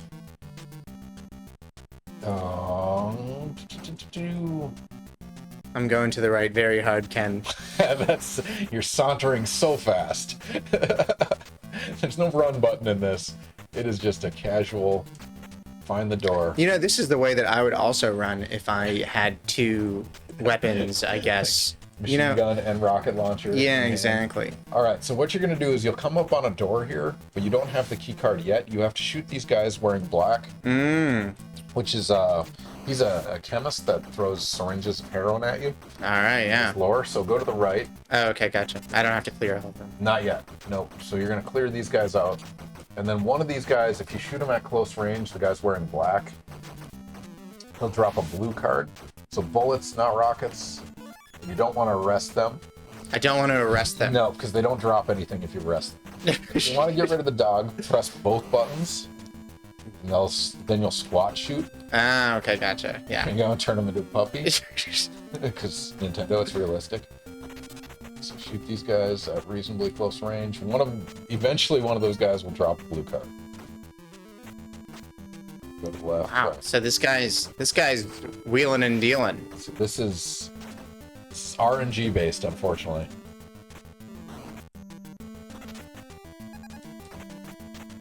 Oh, I see. We're trying to for a record time and learning at the same time. Yes, this is punishment for my guests. So you have to do bullets and not rockets. Bullets and not rockets. Got it. There you go, blue card. All right, pick that up, put it in the slot, and go through the door. But yeah, if you guys want to distract Bryan while he's doing this, trying to beat this game as fast as he can, hit the slot, then go through the door. Yeah. Punishment, more like punishment. Punishment.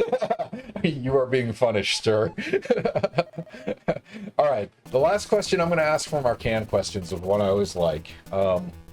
Unlimited budget, no moral qualms. What experiment would you do? This could make people draw dogs with 25 Tesla on their head. This could be literally anything. You could do TA on the moon. Shoot for the stars, unlimited budget. It's such a good question. You know,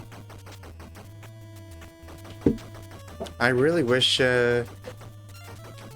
Kudisch, this is like Time Crisis Adam and Eve. Time Crisis Adam and Eve? I don't know what that is. Oh, jump in the car, stay on the bottom and go right. You're going to run into bombs, but that's fine. Just keep walking. Nice. Saved you a little bit of time. OG Time Crisis. OG Oh, man, we could have played Time Crisis tonight. We had it set up. That's true. That game is so hard, especially later in the game. It's just quarter eater. You need like 75 cents per life. It's ridiculous. You know, I'm not sure if I have... So press B to jump. Tap B to jump. There you go. Oh, okay, there we go. I think my question would probably not be like like spectroscopy related. I'm trying to think if there's a good like infinite. You know, there is no. I think there is no like infinite money like spectroscopy question that I think it's worth answering. Yeah, or investing that much in. Yeah, I mean like. I think probably okay. So maybe I'll answer the question that I'd like to answer, which is that like what experiment should we be able to do with the resources that we have like in 2025? And I think that there's actually like a lot of experiments like this. One of them is actually like a grand challenge like in our research group, which is that like we should be able to like, you know, it actually goes back to one of the questions that like was initially asked, which is that like we have such high time resolution, shouldn't we be able to see everything that we want? And it turns out that the limitations for being able to see chemical reactions are not our time resolution at all. It's actually like our sensitivity to like like things that are photo generated at really low concentrations and discerning them from other things. So I guess like if the charge is like to be able to see a chemical reaction happen in real time. Jump in the car, you're going to stay on the bottom. And then you can go up to the white line-ish. Keep going, yep. Yeah, there we go. Then you'll hit a wall. Then jump and keep going. I guess the charge is that we should be able to see chemical reactions happen in real time. And like this is something that like is almost certainly possible these days, but maybe like the killer experiment doesn't exist quite yet. And probably in order to do the killer experiment, it requires maybe some like no advantage. Keep going. X-ray free electron laser and like some like maybe some even like brighter version of an X-ray free electron laser. But there are like weird aspects of chemical reactions that make them really hard to know every little tiny thing about the way that they happen. So I guess like with infinite money, like I would have my own extremely bright XFEL. So get in the car and stay on the bottom, and then you're all the way to the end. Nice. You know, I'd buy my little XFEL, but like even with all the money in the world, if you don't pick the right chemical reaction, you're still not going to see it. I can see it. Yeah. So, so I guess with the infinite money, I hopefully buy all of someone else's neurons who can process what the right chemical reaction to look for is. I respect that. Yeah, to be able to do it, because you know this is essentially what that Nobel Prize was for in 1999. It was like watching chemical reactions happen on the femtosecond timescale. Yeah, but it turns out that the chemical reactions that were like mostly followed were like not chemical reactions that are super relevant to people that do chemistry on the benchtop. Yeah. Like, you know, so I guess like we should be able to do these kinds of reactions. So with infinite money, I'd be able to study some like photo-generated chemical reaction and this door right here. okay, nice. I mean, that's the thing about like spectroscopic developments. More often than not, it's a tool in search of a problem, and it's people that develop the tool because the tool is interesting. But even like Porter and Norrish, it was just hydrolysis. You're gonna grab that white card, go through the door, but don't press up too much. Oh, okay. Just enough to get through, and then go left. Silver card, dynamite sticks, because this is what the war on drugs is. Hit the slot, and then go through the door. Yeah, I mean, the same thing with Ultrafast. They don't even know what they want to measure necessarily. They just like, we can do it. Yeah, I mean, it goes back to like it turns out it goes back to essentially like what makes you have like the impact in your field. And I think like more so than being able to do an experiment is being able to come up with the right experiment to do. And it's the only one you go left. okay. There's going to be Rambo looking guys, and you're going to want to shoot them with bullets at close range. So keep going. At close range. Let them get a little closer because they'll drop a green card. So there's rules. There you go. Perfect. All right, through the door. So yeah, picking the right question essentially gets you around this like problem of like having this tool and then you know the femtosecond transient absorption spectroscopy can be used on literally every single thing that absorbs light. Every single thing that absorbs light, you can do femtosecond transient absorption spectroscopy on. Mm-hmm. You know, like it's actually kind of fun because like sometimes I've been challenged by people like you know people I mentor or students like, all right, like you know this thing that I'm putting in the spectrometer like it doesn't have any signal, and I was like, well, does it have a color? And then they're like, well, yeah, it does have some color. And it's like, well, then I bet you it has a transient absorption signal. It has an excited state because like that lasts at least a femtosecond. Yeah, exactly. They'll last long enough for me to detect usually. And usually like it's the right time scale for chemistry and things like this. So I guess like very few things relax faster than a femtosecond. Yeah. So I guess like the real problem is that there's a lot of low-hanging fruit when it comes to like a lot of science, to be honest, but like and it's because our tools are really good and some of the questions that we can ask can be actually fairly simple. So developing a high throughput femtosecond something or other, is that the answer? Yeah, I've never really thought about it, but it's definitely doable. It's I mean, so if you take every one of Igor Alabugin's pyrene derivatives, just like high throughput them, same solvent, same concentration, there's something new there. Yeah, I guess there could be a new. You have the card. Yeah. There could be a new phenomenon. There also. Yeah, can you find something without even asking a question? I don't know. Contra. Science needs slaves confirmed. When you're talking about outsourcing neurons. Oh, yeah. Avengers replies. Oh, the correct term is undergrads. The correct. I have a comment that I won't say. It's for the best. Save it for 10 minutes.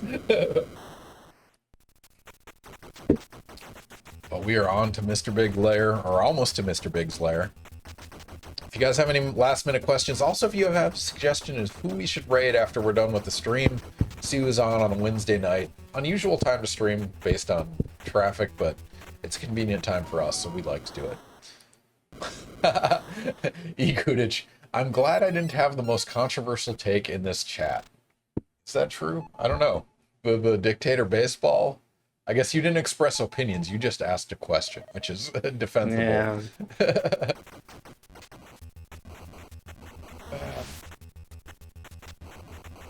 The dictator was a close one. I don't know. Gandhi on center field. It depends how you define it. Gandhi on center.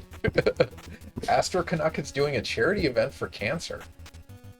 Supporting cancer or against cancer? I need clarification on this. Up to you, Ken. All right, you're going to shoot the guy in the wheelchair with a rocket, which is also a sentence I utter every 2 weeks. So tap A. Oh, okay. Got it. So kill everything on screen. That's Mr. Big. That's the bad guy, the dreaded criminal empire. There he is. There you go. So that's one. He'll inchworm. And shoot everything on screen, and he'll come back eventually. All right, last minute questions. Brian has about 5 minutes left in the game. Man, is there anything on the list that I didn't ask you that you wanted to talk about? It's hard to come up with that at the time. Flat Earth anti-vax equivalent. We talked about the magnetism stuff. Yeah. That's a good one. Maybe now I answered the... No, No, I killed him the second time. Yeah, you need a third time. So shoot everyone on screen. Sorry, I was looking at questions. No, you're good. No, time is important here. Yeah. All right, there we go. He's going to drop a gold card, pick it up, and get to the door. Oh, because he's in the wheelchair. I just realized why they inchworm after 13 months. Yeah, he can't walk away. Oh, He's got to crawl. He's a drug dealer. It's fine. Sold it. He's a drug dealer. It's fine. We have to justify playing this game every 2 weeks. Go to the top of the screen, all the way to the top. Jump rocket. All right, we're gonna... Oh, a little gentler on A. Yeah.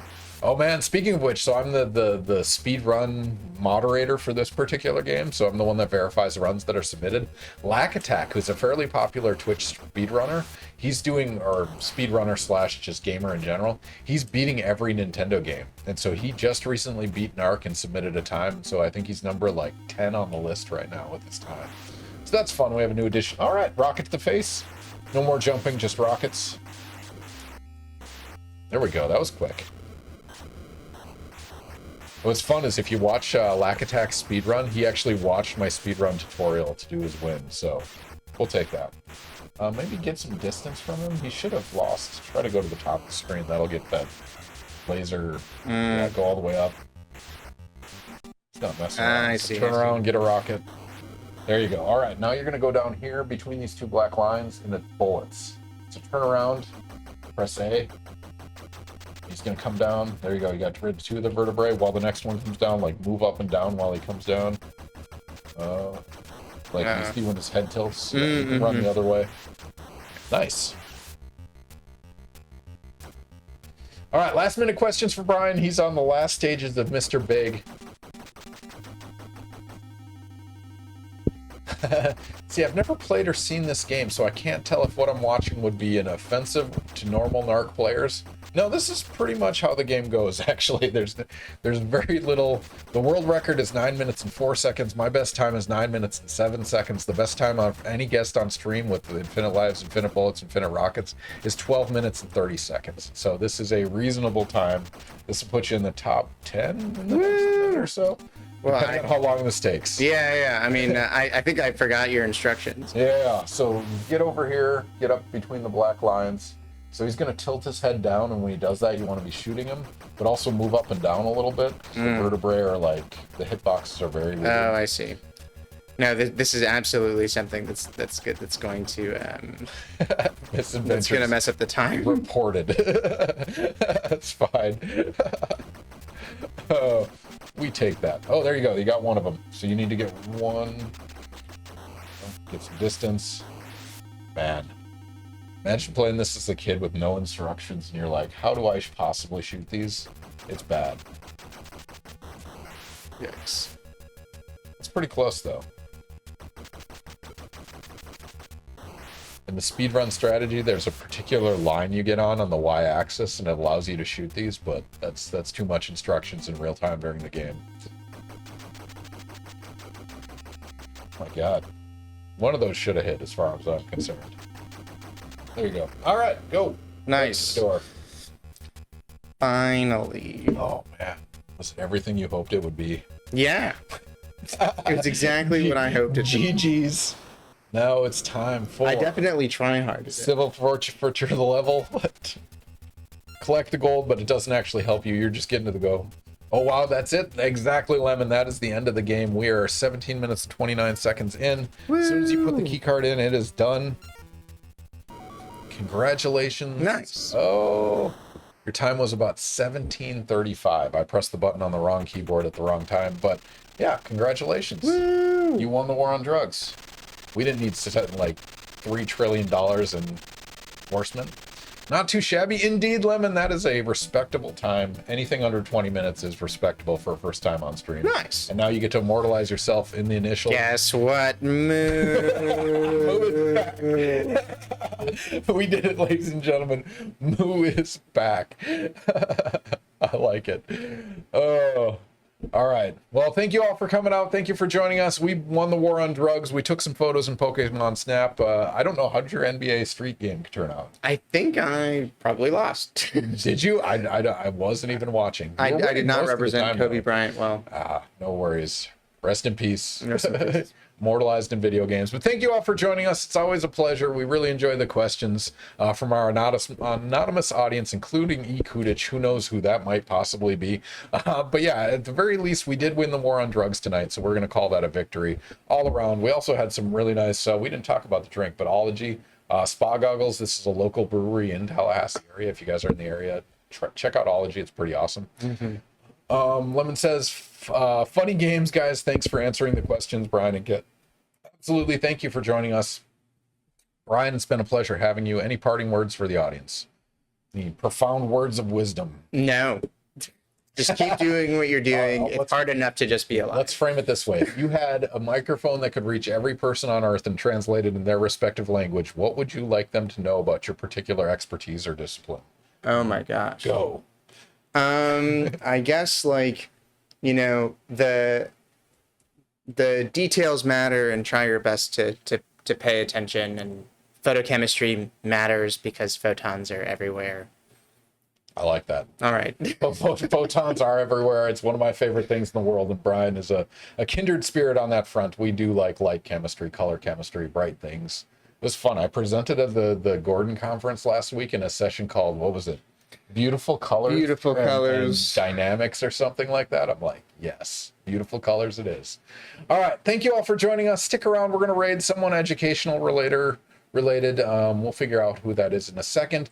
In the meantime, let me get my prompt up. Our next guest is Jim Fadul, presumably August 20th, maybe August 27th, depending on something he might have pending on the 20th. But he's a neurobiologist. He's in our biology department. He's also affiliated with the neurosciences program, and he looks at synaptic plasticity. Particularly, he uses zebrafish to study genetics and how those genetic mutations influence how neurons are formed and how they degrade over time. And so, yeah, he's interested in how fish think, but using that as a model to understand human behaviors and things like that. So if you're interested in genetics, biology, and how neurons are formed, and neurobiology in general, Jim is a great person to ask. And he's been on the stream before, but it's been about 3.5 years, I think. So he'll be back in 2 weeks. If not 2 weeks, then 3 weeks. If you're not following, click the follow button. You'll get notifications. Turn notifications on. You don't get them much, every 2 weeks or so. Also follow us on Twitch and Instagram and Discord. You'll get notifications about future guests that are coming on. So working on the fall schedule right now. But anyway, it's been a pleasure. Thank you all for joining us. Stick around. We're going to raid somebody, but hopefully we'll see you guys again in a few weeks.